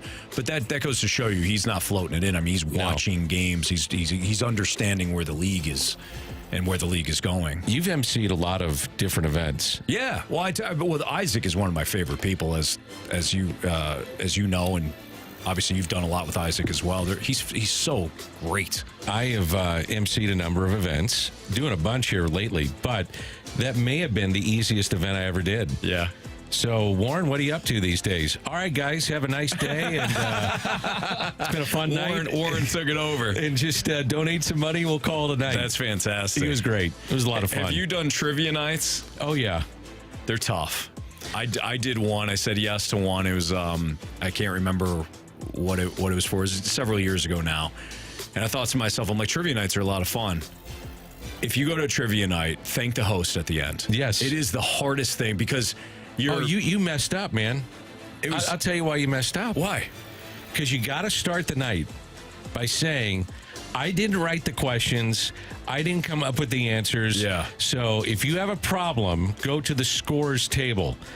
I'm just the guy giving you the questions and the answers. So you messed up, bro. I was a rookie. I didn't know. I was hacked. They got sponsorships, obviously, like every other round, and I didn't have the phonetic spelling of some of the names, so I was hacking up names of sponsors, which is obviously, like, I'm not trying to, but, some of these names I wasn't familiar with, and it was a long night. I did the Angels Arms recently, which is a great organization here in St. Louis, putting kids in homes that truly care for them and all that stuff. It's great.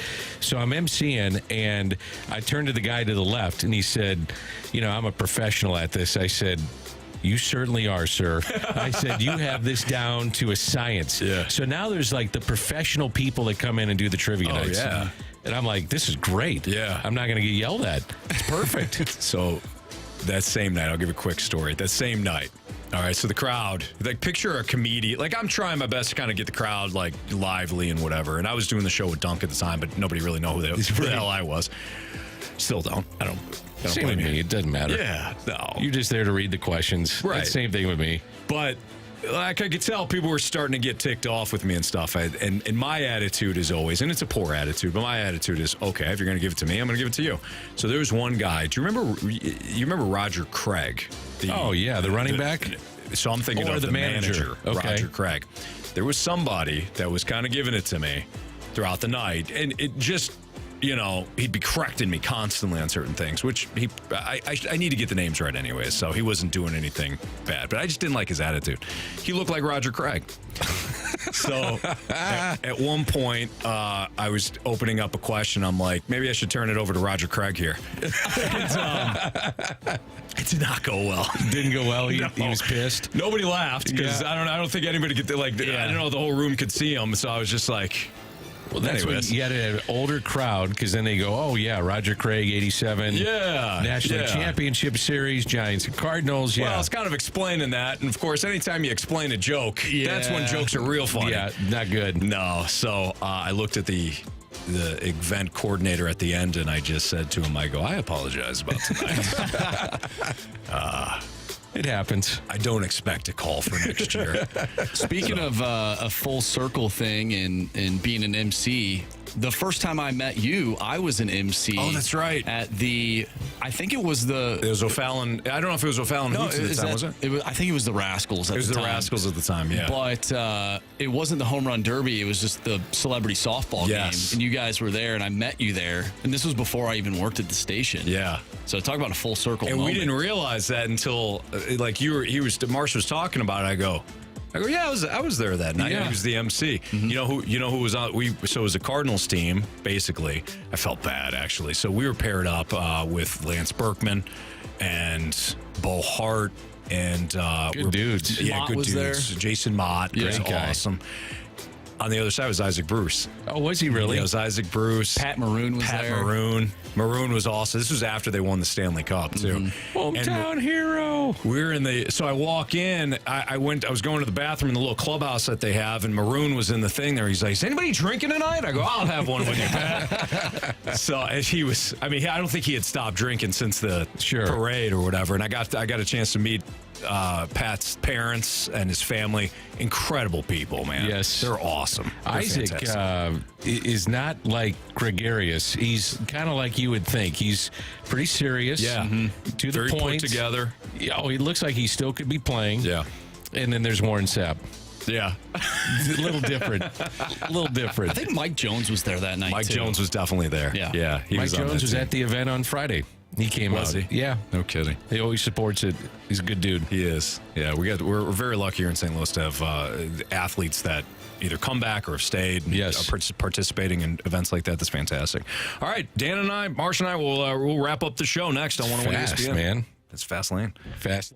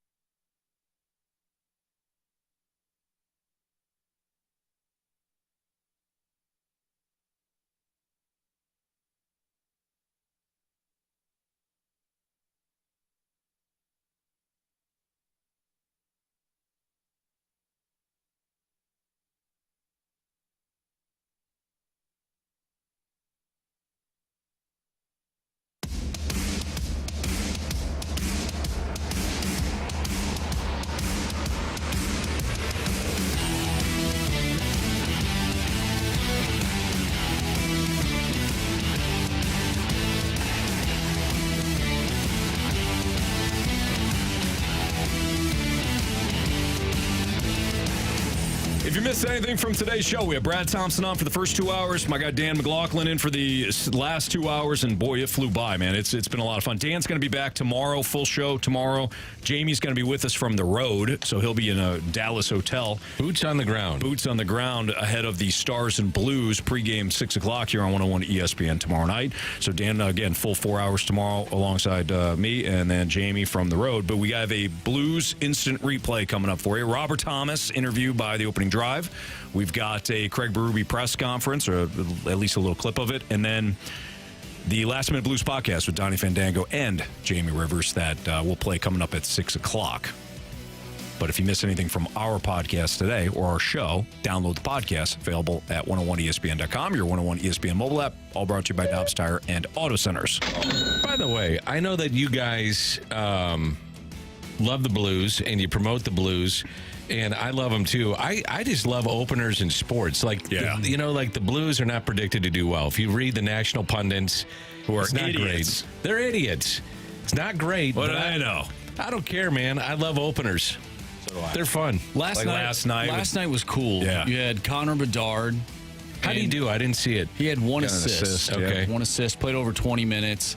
But, it's super cool. You have Connor Bedard, who is the new face of the league, essentially. And then you have Sidney Crosby, who, is getting older now, but at one point was the face of the league. You could argue now that it's Connor McDavid, but them going up against each other on the first face-off of the regular season was cool. It was awesome. Yeah, that's and then you had Kelly Sutherland, the referee, saying, "Hey, Connor, welcome to the NHL." Yeah, that's really cool. That is neat. That's where we talk a lot about this is where Major League Baseball or the NFL or the NHL get it wrong. That's where the NHL got it right. I agree. That's good. I agree. Right. Criticisms, compliments. What do you got? Yeah, we were talking about Creed earlier in the Texas Rangers from the 636. Going to listen to Creed on the drive to my slow pitch softball playoffs tonight. Oh, good luck to you. Get a little jacked up on Creed. Yeah. It was a little rainy last night and this morning. Hopefully it's not going to be a muddy playoff situation. We had a beautiful day. Yeah, but you're right. It was raining earlier. A little muddy. Okay. Be careful out there with that turf. Are you in the postseason?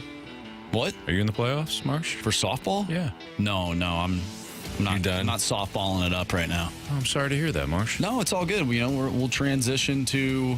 I've transitioned to focusing on fantasy football. Okay. All right. So you got a team to run. I understand. I have 2 teams to run. 2 teams to run. I'm 0-4 in my league. Hey, it happens. Best laid plans. Been a bad start. Who's killing you? Who's the one guy that's killing you? My son, my other son, and my neighbor. No, I mean on your team. I meant on your team. Like which my player? Team? Yeah. Well, Cooper Kupp was injured, and so I thought he was going to play, and then he didn't play. So, all right, that makes sense. All right. That's Dan McLaughlin. He's going to be back with Andrew Marsh and I tomorrow, so it's going to be a fun day tomorrow on the Fast. And hey, everybody have a great rest of your night. Good luck if you're in your softball playoffs. See ya.